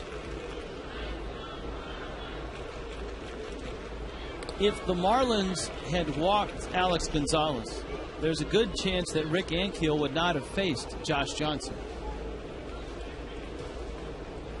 No, I think you would have. Serious? You do? Yep.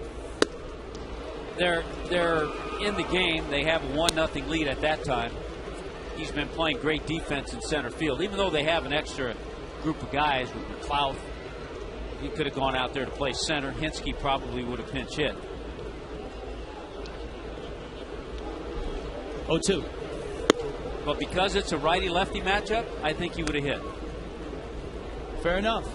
Would have been interesting, and we'll never know.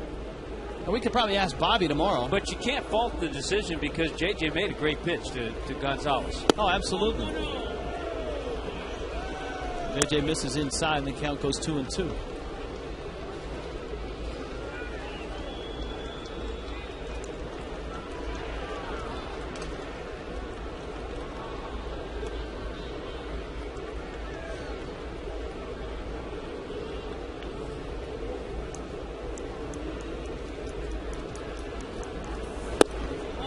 Pitch is low, and the count full to Ankiel, 3-2. That's going to send Gonzalez from first.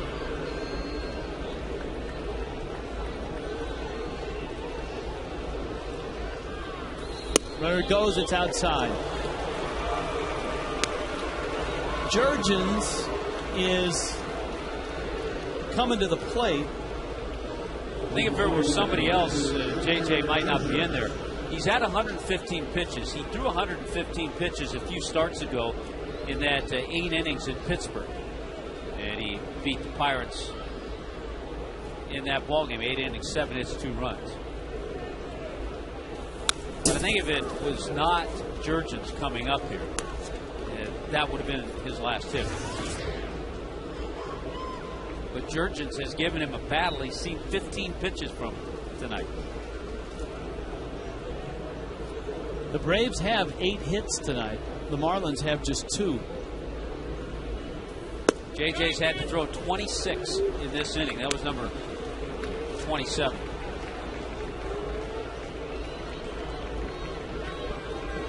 So you look at the line, it is an odd line. If he gets Jurrjens to tie his career high in strikeouts, it would be 12 strikeouts. Yet the Braves have 8 hits. And they've scored a couple of runs.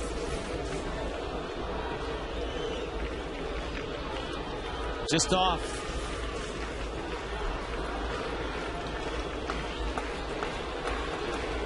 One-two coming.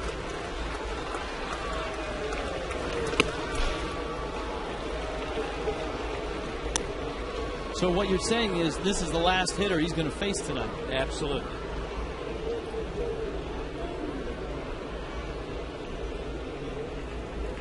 Top of the order, Omar Infante is on deck. 2-2 coming. That would be strike 3.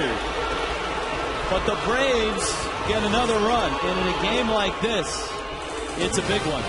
2-0 Atlanta.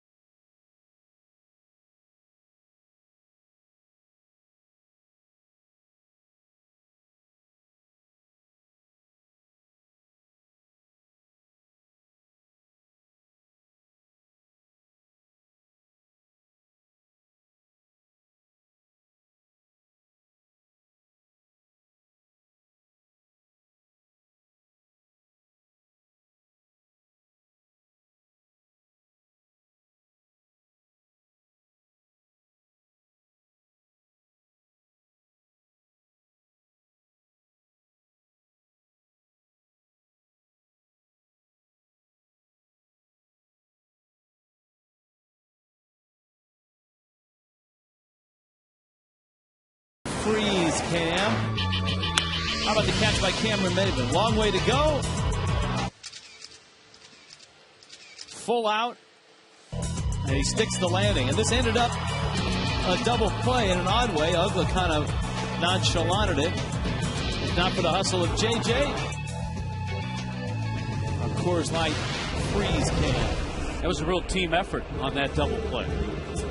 Now the Marlins have to try to put together a team effort against Jurrjens, who has thrown the ball extremely well. You got to figure he's in for this inning, maybe one more, and this might be it, depending on how that pitch count gets for him.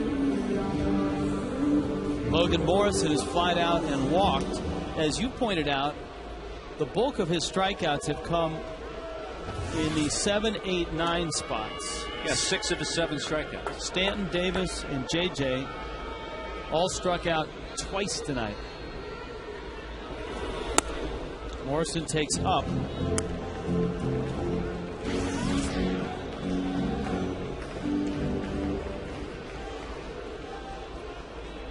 Marlins have their best hitters coming up this inning.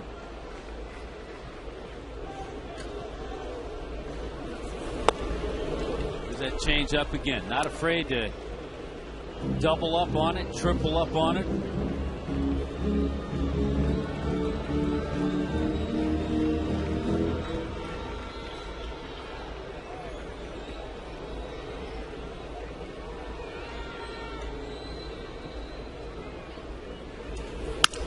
Morrison, a slicing liner. Gonzalez on a hop, and there's no way he's going to get Lomo.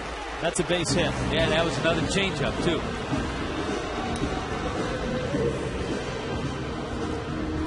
Next Marlins watch party is Wednesday at Rivals Waterfront Sports Grill in Hollywood. Marlins and Phillies at 7:05. Billy and the Mermaids will be there. Why don't you join them? You can win tickets to upcoming games, enjoy great food and drink specials at Rivals.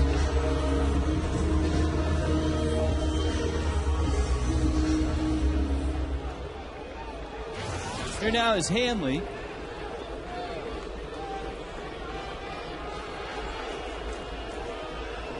A walk in the first, a single in the third.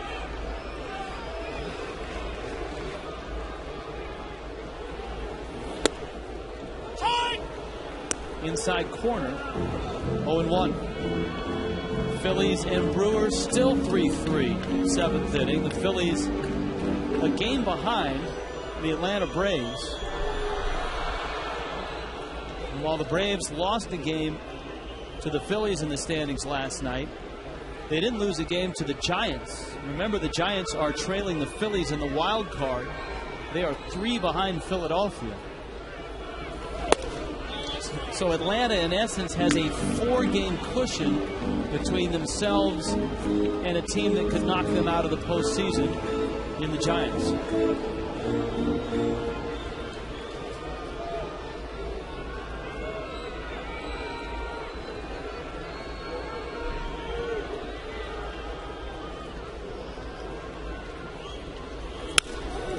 And they got jammed.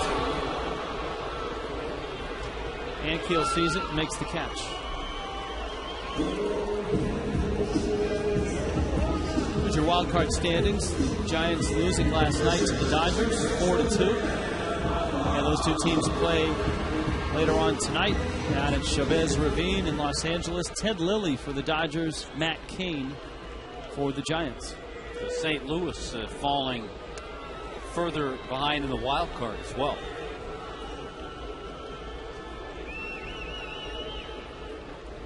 Hey, the Cardinals will be here for a 1-game series on September 20th.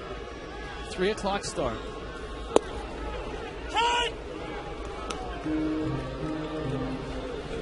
Makeup game.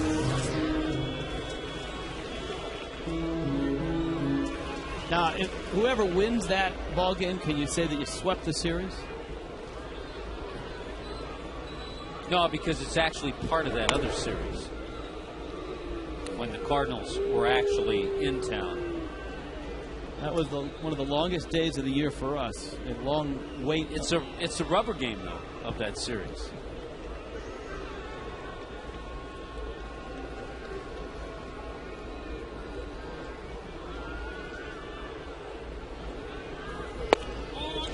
Change up. You saw McCann snap the glove back and try to bring it over the plate.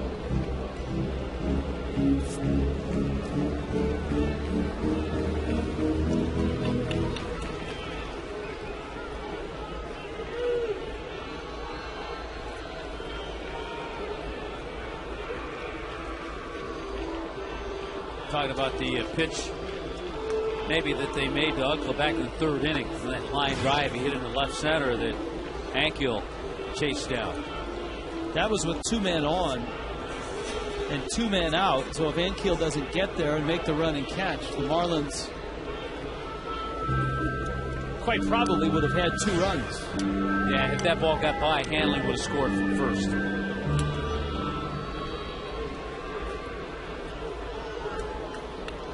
Five-game streak.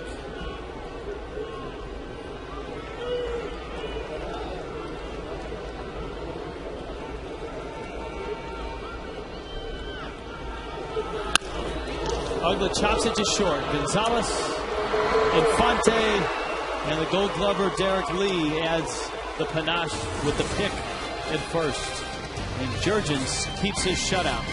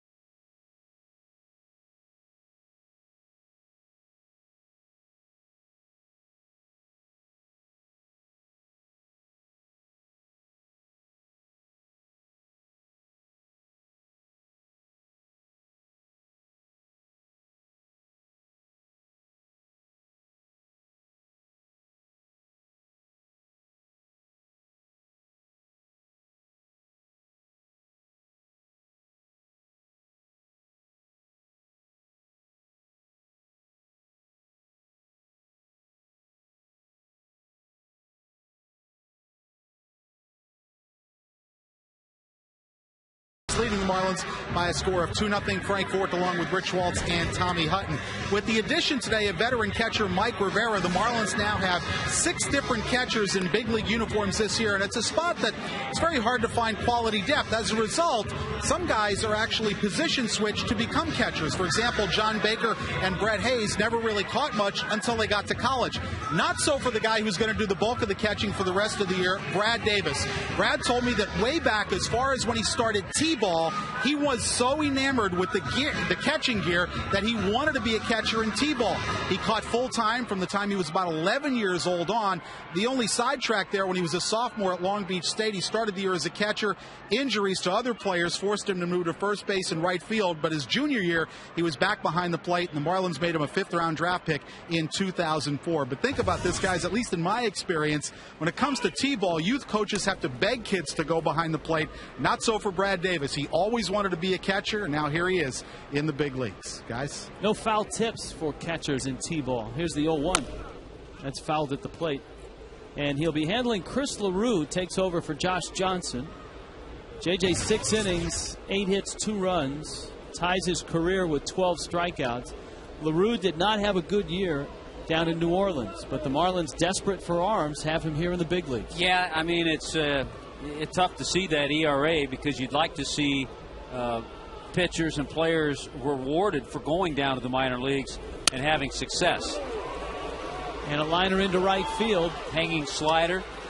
And in his 14 games with the Marlins earlier this year, his ERA was over 6.5. So overall, between here and AAA, it has not been a good year for Chris LaRue. As we pointed out at the outset of the telecast, Brian Sanchez has a sore side and is not available tonight. And this is a situation in a 2-0 game where you would see him. Hayward has walked twice and singled.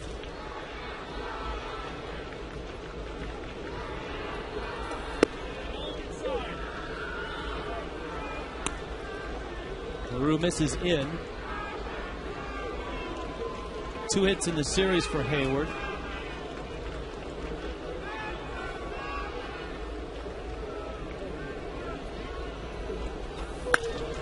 Ground ball, Ugla to his left. Good feed, Hanley's turn, and they got him with a double play.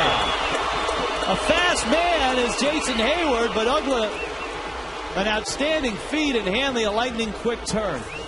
And that was completed because of the quick feed of Dan Ugla and a perfect throw. Perfect chest high to Hanley. He was able to get off a strong throw to first. What a nice double play. But it all started with Dan Ugla, complete spin move and a perfect feed to Hanley.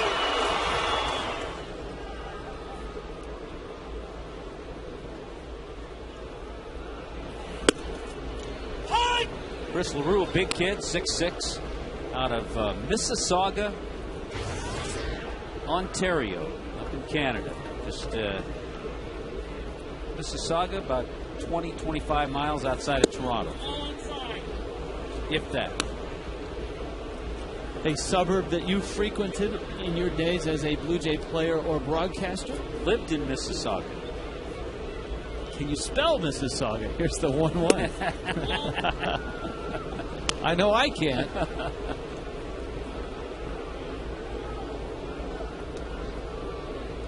That would be the Canadian equivalent of Mississippi. Yeah. So when kids in the street are playing pickup football in Canada, instead of 5 Mississippi for the rusher, it's 5 Mississauga. 5 Mississauga, yeah.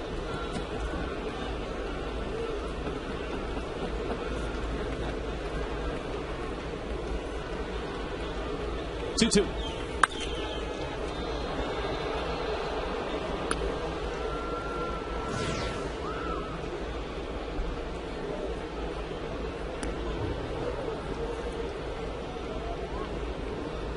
Prado is the guy that hit the ball Maben dove on and robbed him of extra bases. That saved a couple of runs. And this is going to be an easier play for Stanton. And Chris LaRue, with a little help from his friends, Dan Ugla and Hanley Ramirez, gets through the 7th.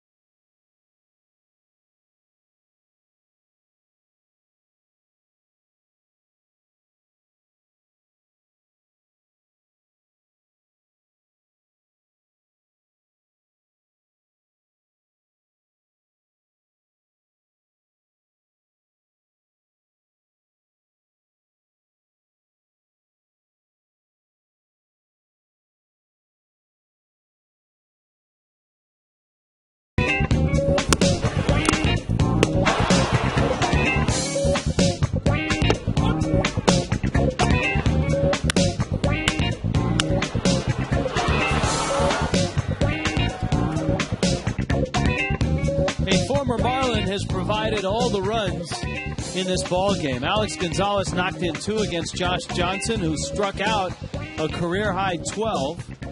It's the Braves who are on top by a score of 2-0.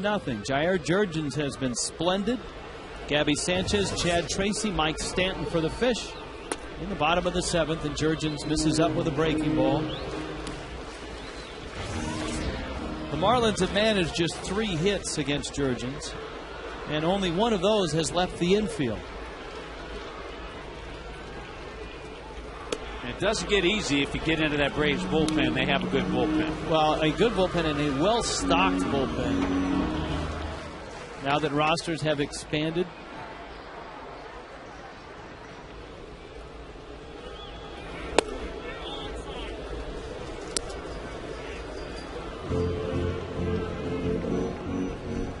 Is that Tim Hudson I see standing down there? He just likes to hang out with the pitchers down there. What's Huddy doing in the bullpen? He likes to hang out with the pitchers down there. Gabby takes a 4-pitch walk to open up the 7th.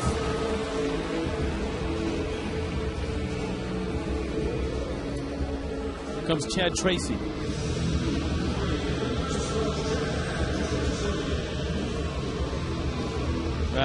You see Martin Prado going over to talk to Jurrjens.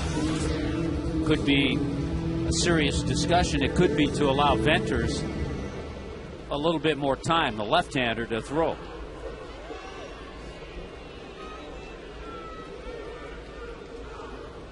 Venters has been a big key to the Braves' bullpen success this year, and he's just a rookie.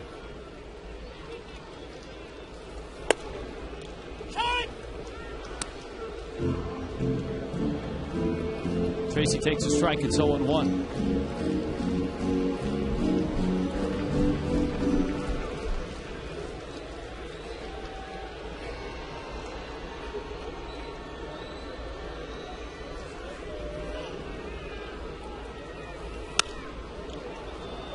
Flipped up a changeup.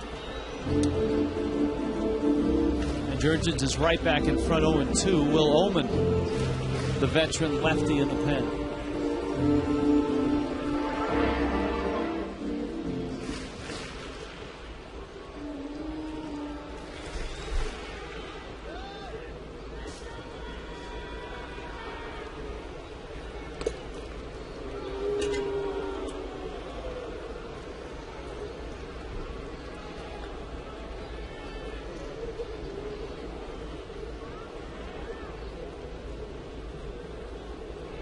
Coming. Right now, the Marlins just trying to piece something together and get Jurrjens in a jam, get him out of there, whatever. But this is an opportunity. They haven't had many opportunities. Only 2 previous times they've had the leadoff man on base. Just got a piece, and it popped out of McCann's glove. And it's 1-2.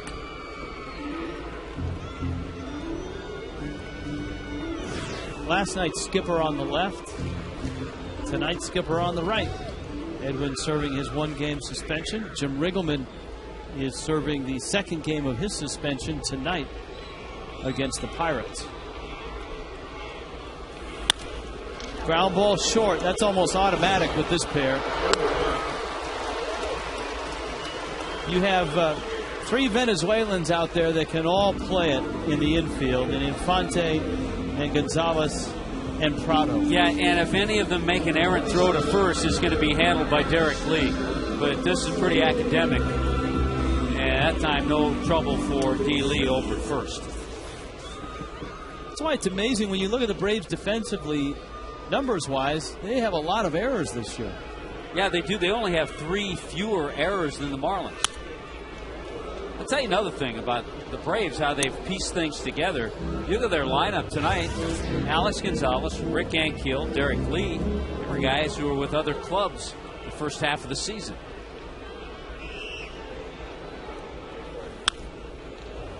Stan pops it up.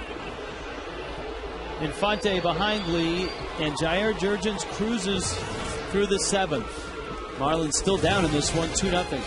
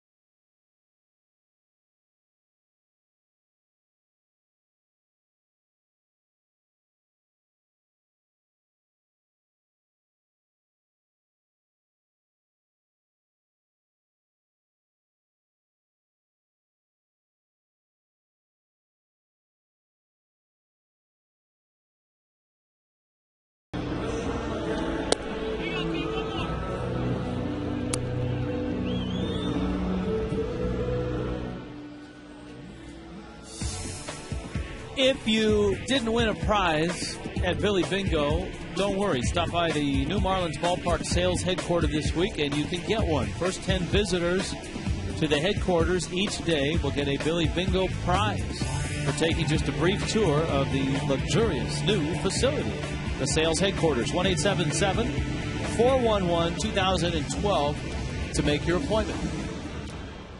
There's Will Ullman, and he takes over. Chris LaRue pitched the 7th. JJ went the first 6. Tied a career high in strikeouts with a dozen. Marlins haven't scored any runs for anybody tonight. And Ullman throws a strike to Brian McCann.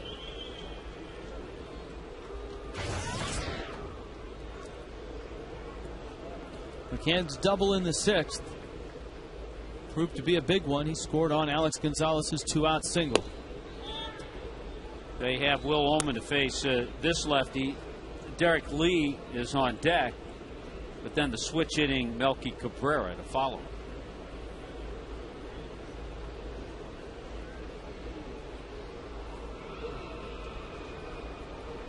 Of course, the Marlins acquiring Will Ullman for Rick Vandenhurst a while back. I saw where Vandy came up and pitched a couple innings the other night for the Orioles. Did a good job.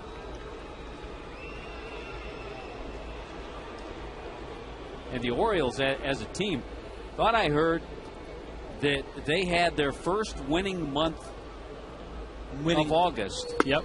Since 1997. Yep. I heard that same stat. That's incredible. Ullman gets the strikeout of McCann. Here comes Derek Lee. So I guess in that case, Buck Showalter has made a difference. The Fighting Showalters. Now, these two guys, Ullman and D. Lee, were teammates with the Cubs for a few years.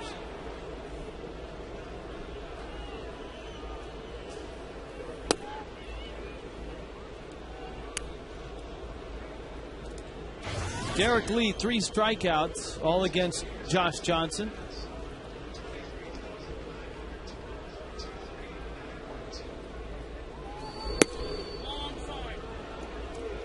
Two and 0. Saito and Venters. A couple of quality arms, and of course you've got the veteran Billy Wagner at the very back of the pen.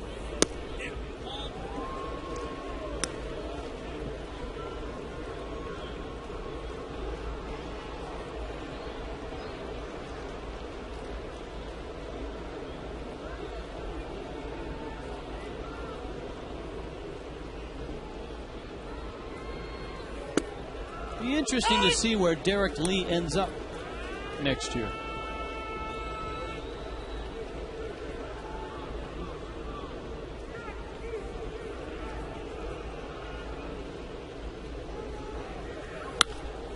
Pulls that one fair, down the line, into the corner by the security man, and into the waiting glove of Logan Morrison.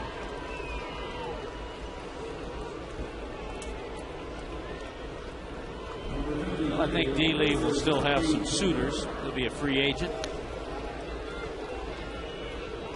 Turns this ball over, just over the bag. He's going to be 35 in a couple days. Nate McLeod, a little more speed. He's going to come in and run for him. D. Lee, a first-round pick of the San Diego Padres back in 1993.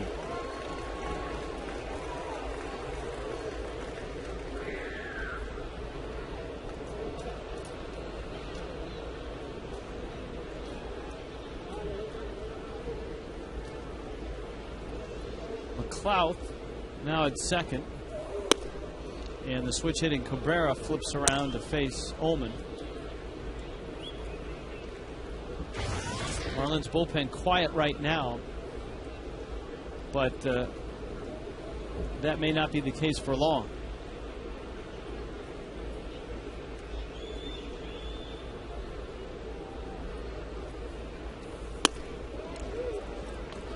As Ullman has fallen behind 2-0. A tough way to pitch. He fell behind to Derek Lee, and you saw what happened.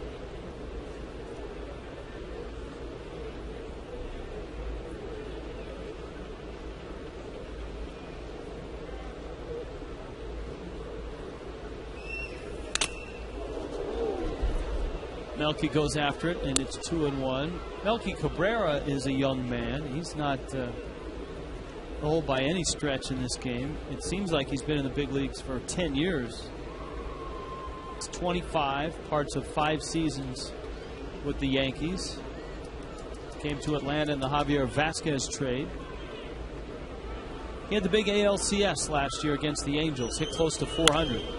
High chopper. Tracy almost had that ball scoot out of his glove. Yeah, and because of that, I guarantee he had a little trouble getting his grip as he got ready to make his throw. Coors Light Cold Hard Blast. This is one of the best balls hit all night. This was that low fastball that scored the first run. This was a great pitch that Gonzo just served into center. Yeah, that was like your ice cream, soft serve in the center. They're going to intentionally walk Alex Gonzalez. But Oman is not going to pitch to the guy on deck, I don't think. Matt Diaz. Now he's heading back to the dugout. Now, there are a few choices that Bobby Cox has with the bigger rosters in September. You got a lot of guys over there. Diaz, Gloss, Freeman, Conrad. He's got lefties and righties, but I think he just wanted to mention something to Diaz because it is going to be Matt Diaz.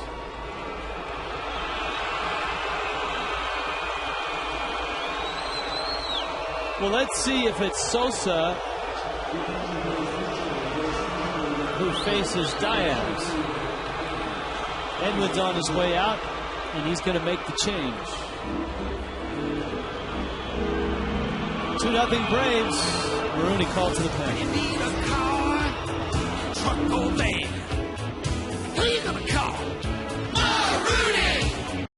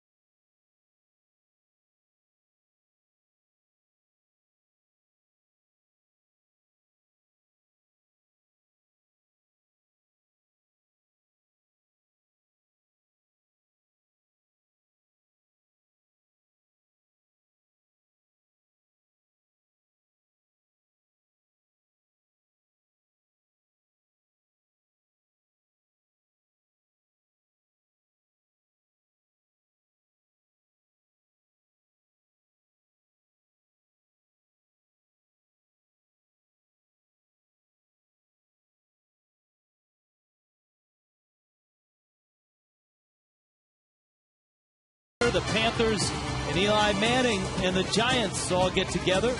And the Falcons take on the Steelers. You got the Lions and the Bears. The Packers take on the Eagles in Philadelphia. 49ers, Seahawks, Cardinals, Rams. Coverage begins Sunday, September 12th. The Ford Fox NFL pregame show at noon Eastern, 9 Pacific. Matt Diaz was announced. Diaz 0 for 3 in his career against Jorge Sosa. So once that announcement was made, then Bobby Cox went to his rookie left-handed bat, Freddie Freeman. So Freeman, certainly a rookie, just 4 at-bats in his major league career. But there are his numbers at AAA.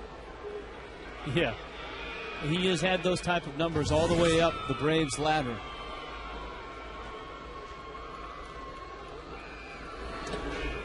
Sosa buries that one in the dirt.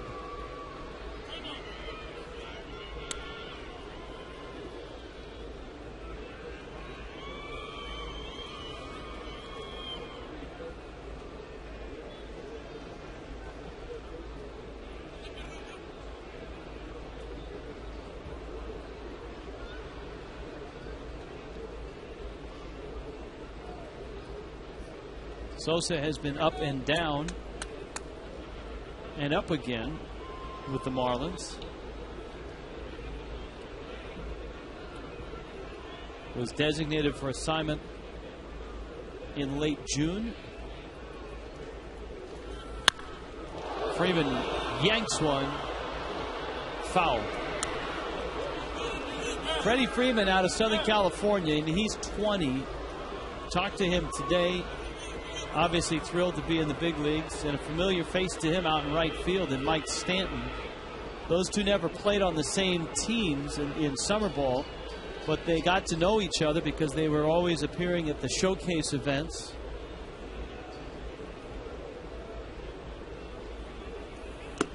Stanton said that at one point in the area code games, it looked like they were going to be on the same team, but then they split up. They got a new area code. And that was about the extent of Mike Stanton's extra play. He didn't play on travel teams. He would play in a few of those showcases.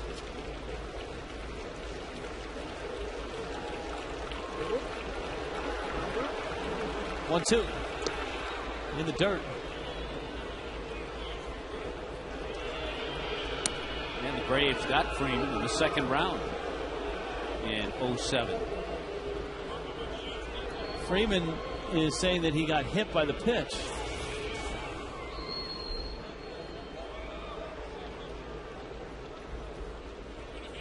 I don't think so. He tried to get that knee involved, but it didn't look like it hit him.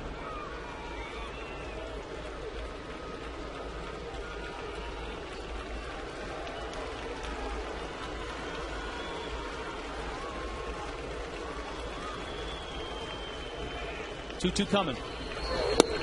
Struck him out. Breaking ball. Sosa gets the punch out. Freeman stands in disbelief.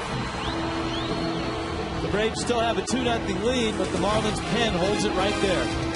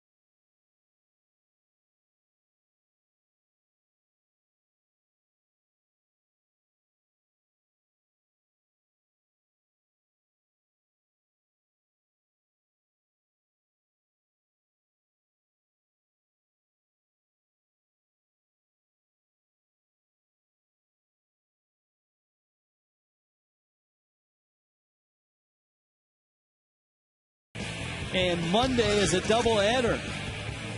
Monday doubleheader. First game is at 1. Second game is at 7. Tomorrow, Marlins Live starts at 11:30. Brought to you by Just for Men Hair Color. Nate McLeod in the game in center. Freddie Freeman stays in, and he's at first base. Johnny Venters is in, and Bonifacio gets the at-bat, and Venters delivers a strike. Johnny Venters with a tremendously live arm. There's a good chance he could be the closer for the Braves next year. Good sink to a mid-90s fastball and a slider. Bonifacio pulls it hard but foul. One of the points I wanted to make last inning, when Diaz was announced, it looked like he was going to hit. And then Edwin made the change, and then we saw Freddie Freeman. Those are moves you only see in September with expanded rosters, because normally you're not going to burn Matt Diaz and announce him and not get a chance to see him swing the bat. But as we pointed out, you've got a slew of guys who have arrived now, and many of the veteran guys are not eligible for the postseason roster. I mean, Troy Gloss has come back up off the disabled list. McLeod was a late addition. Now, you can always put a guy on the 25-man if there's an injury between now and the start of the postseason. But the Braves are well stocked. They have as deep a roster as anybody in the National League with quality major league hitters. There's Badenhop in the bullpen. The Marlins, of course, have suffered a setback on their bench with the loss of Donnie Murphy on 2 pitches low. And Mike Rivera is actually on deck. The guy that the Marlins just signed a few days ago after the injury to Brett Hayes. And he'll obviously stay in the game to catch with Bonifacio pinch hitting for Brad Davis.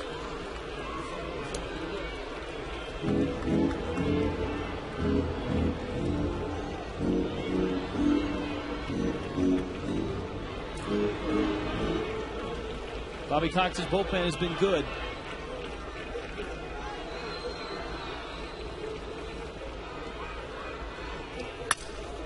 Broken bat, little tapper. Infante gets the out. And so Venters gets the first hitter he faces. And here comes Rivera, who was raised in Puerto Rico, played his college ball at Troy State, has been to the big leagues, the Brewers and the Yankees. Edwin Rodriguez has known Mike Rivera since he was a high school kid. They said he scouted him and has managed him in Winter League as well.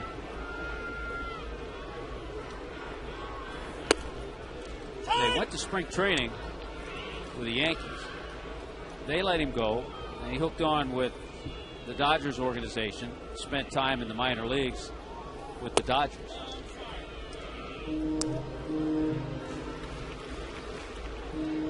Over 1,000 minor league games, 1,009. This is the 182nd game in the big leagues for him.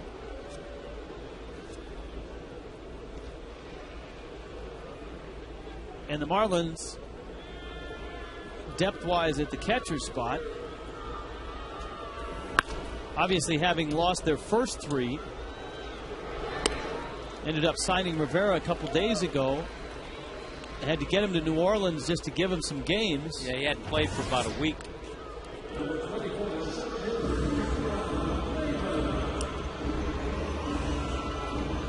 Now Maben.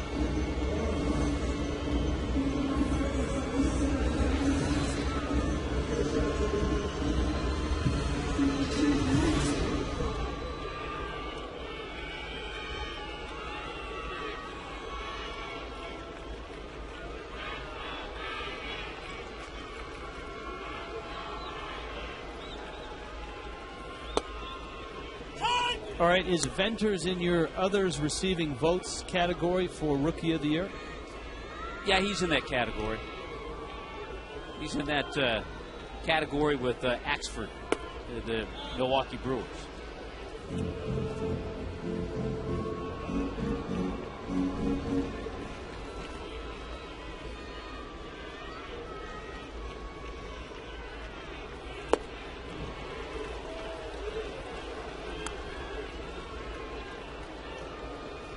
There's the ERA out of the bullpen.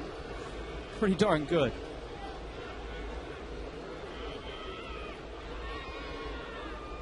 So a guy that certainly belongs in the discussion. Maben chops it out towards second, and Venters works a 1-2-3 eighth. To the ninth, still 2-0 Atlanta.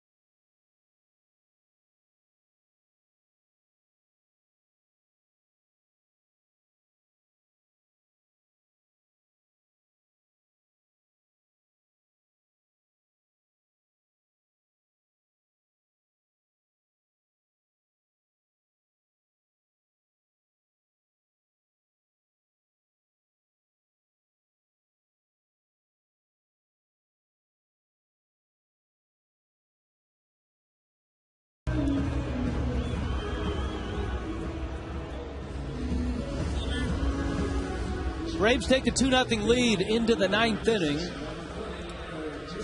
Emilio Bonifacio is going to stay in the game. He's in center. You've got Mike Rivera, who for the first time in his life is not only catching these guys, but also meeting them. Yeah, so a meeting at the mound is a lot of things happening out there. Hi, I'm Mike. They call you the hopper. What do you throw? What do you throw? Let's go with that.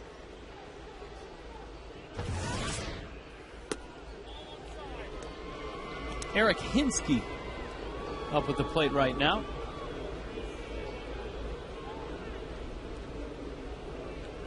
This the 9 spot in the order. And Hopper drops in a strike. Badenhop last night worked a scoreless 9th, finishing the Marlins 6-1 win.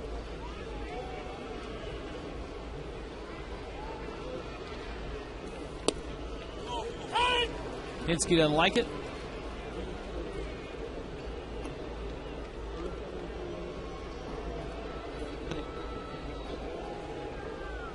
I'll say one thing, Doug Eddings fairly consistent with that low strike.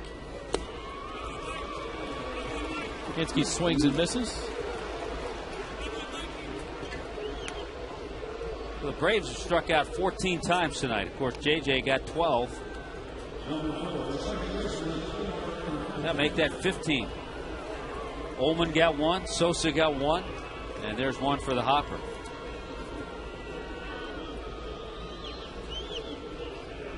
Now Infante from his leadoff spot, he's 2 for 4.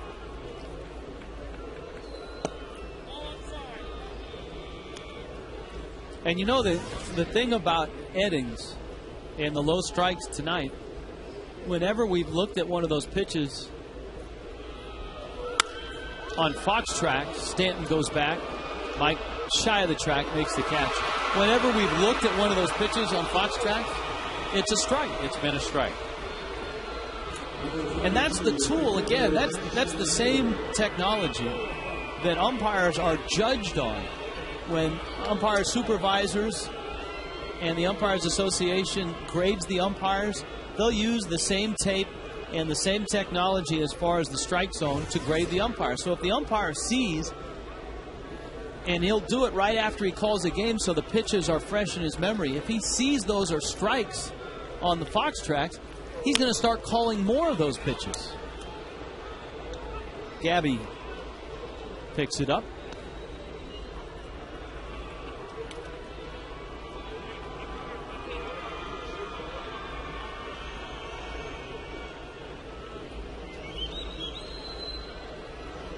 Hayward back to the plate.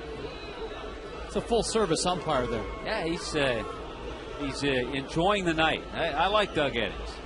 You know, sometimes you focus on umpires. Some of them look like they're out there and they don't care to be there. He looks like he's happy to be there.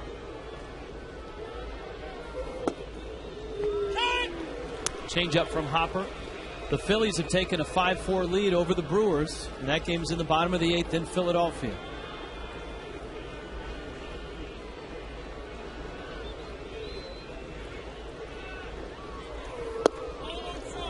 I'll let you in on a little baseball television secret.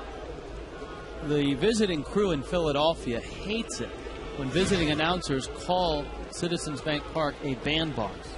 They make bets to see when the first bandbox reference comes out in a telecast. So we usually mix it in subtly.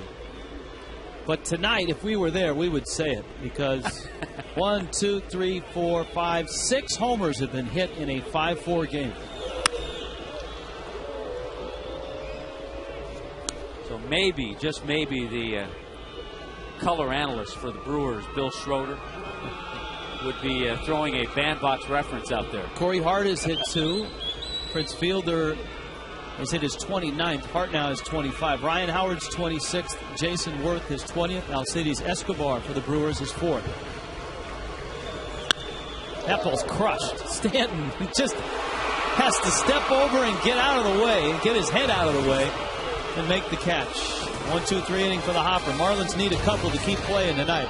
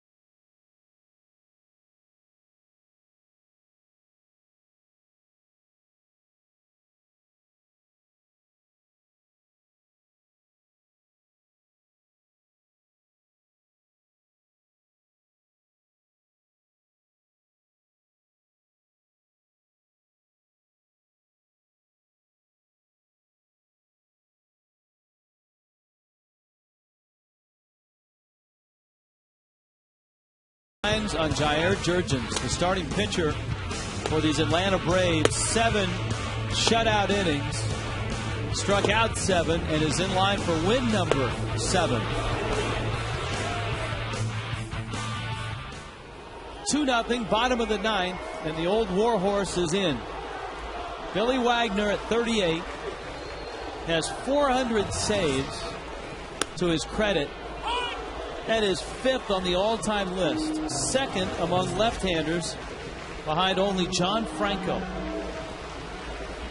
Yeah, the old warhorse is still throwing pretty good. Look at that, opponent's hitting 168 off the 39-year-old left-hander who still can throw hard.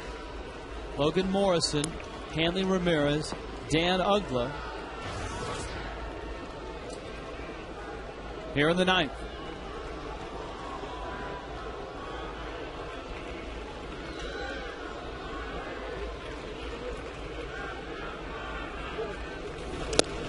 Wagner bounces that one up there, and it's 2-1. However, I think you saw there he has blown 6 saves this year.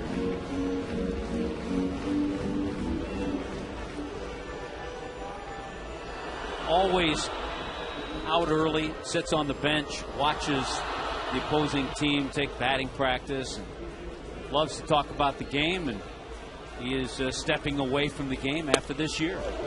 Morrison, a swing and a miss. Big cut at that fastball. Well, he will step away, a wealthy man, having had a very successful major league career.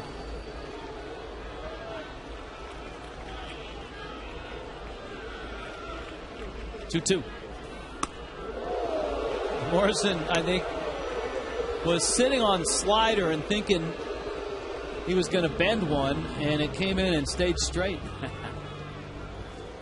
Yeah, Billy Wagner told me he's always impressed with the talent the Marlins continue to come up with every year. Chopper towards third. Charging is Prado. Just gets a hustling Morrison.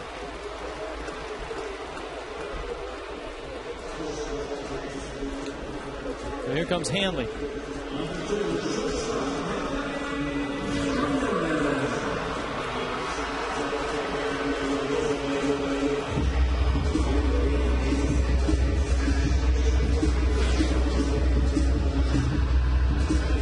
Talked to Billy Wagner about the left-hander that we just saw, Johnny Venters, and he's extremely impressed, but wasn't so sure if he would hand that closer role to him. Almost like he'd rather see him maybe another year working in the 8th inning.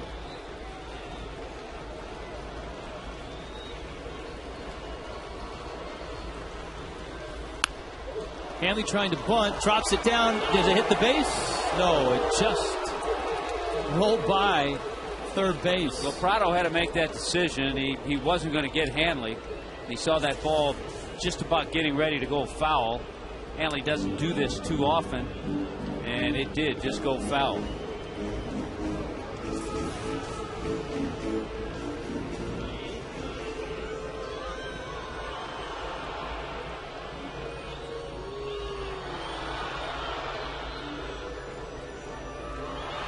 Marlins with just 3 singles tonight. One a bunt single, one an infield single by Morrison in the 6th.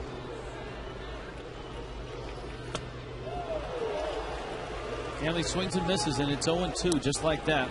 Hanley trying to bunt that first opportunity. 3 for 15 in his career against Billy Wagner.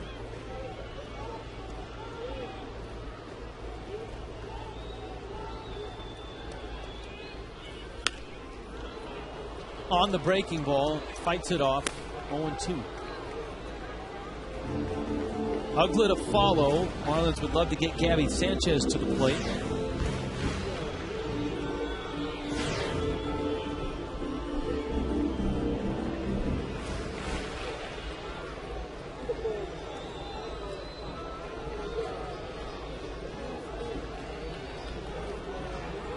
Oh-2.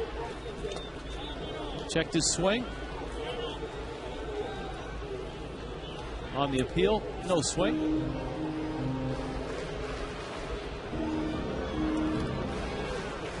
Tough nut for the hitters tonight, both sides actually. Marlins could not solve Jurrjens. Venters with a easy 1-2-3 8th inning. In the dirt. Remember last year the Braves kind of had a couple of closers in Rafael Soriano and Mike Gonzalez. Soriano onto the Rays, and he's had a very nice year. He's been a huge part of their success. Wagner signed a $7 million deal with the Braves. Hanley stays alive. Of course, he kind of auditioned in coming back from Tommy John surgery with Boston last year. He was outstanding with the Red Sox. He was 1-1 with a 1.98 ERA. And with his track record and the fact that the surgery appeared to be a success, all of a sudden he became a hot commodity again. Yeah, this year his 8th season of 30 or more saves. 9 years in Houston, 2 years with the Phillies, 4 years with the Mets.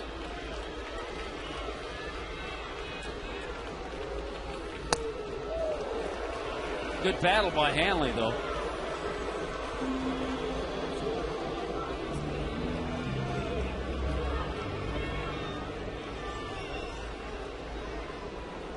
Counts full.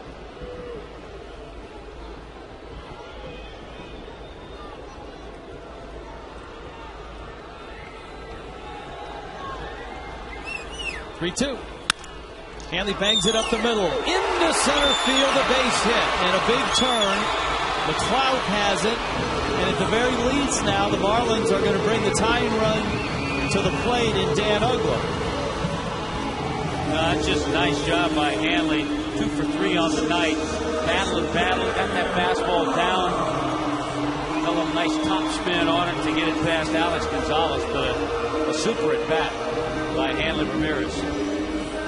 It's one all-star against another all-star.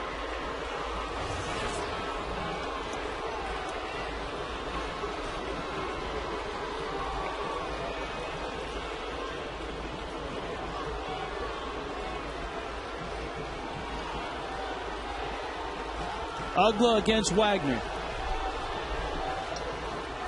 Breaking ball, back foot. And it missed inside. Uggla in his career against Billy Wagner, just 1 for 9.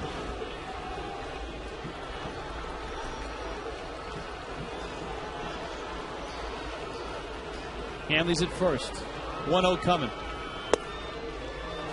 Might add that one was a home run, though.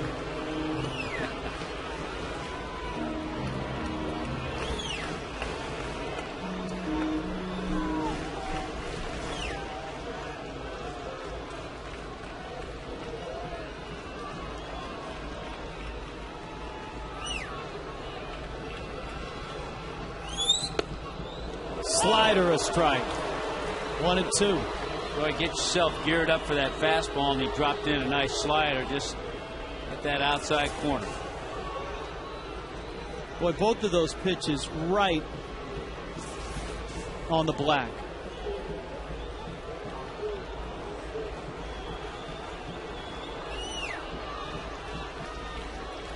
McCann wants a fastball, and he threw it by Uggla. Still throwing 95 miles an hour.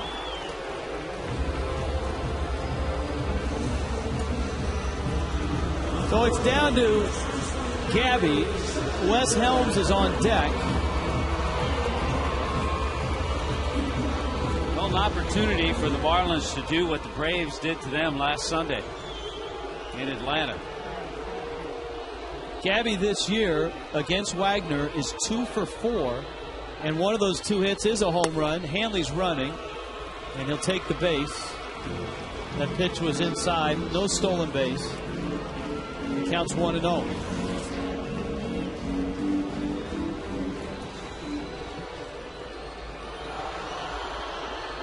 So Gabby has seen Wagner and had a little bit of success against him in just 4 at-bats. But that backdoor slider against the right hand is pretty wicked. Well, that's tough. And that's what separates him from guys who just throw 95. He can add that other pitch to the mix.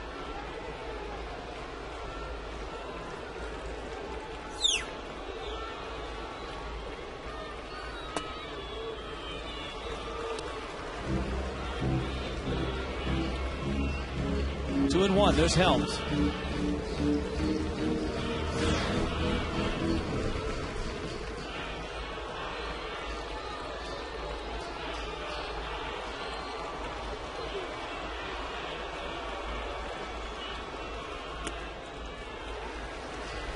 Three and one.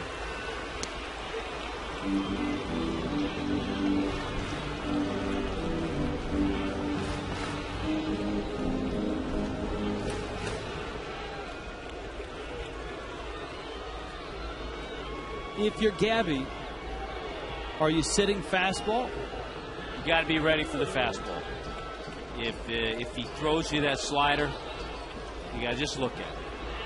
Fastball in a zone too. Yeah, a little bit away, not where he wanted it. Crowd didn't like it. Let's take a peek. It's right on the black. And that's where Wagner has lived here in the ninth inning. He's been there the whole inning. Every one of those pitches is right on the black. 3-2 coming. Got the slider and he popped him up. Infante is out there and he makes the catch, and the Braves have shut out the Marlins. Jair Jurrjens with help from Johnny Venters and Billy Wagner. And this game goes to the Braves. This series is tied at a game apiece. 2-0 the final. Atlanta wins it and beats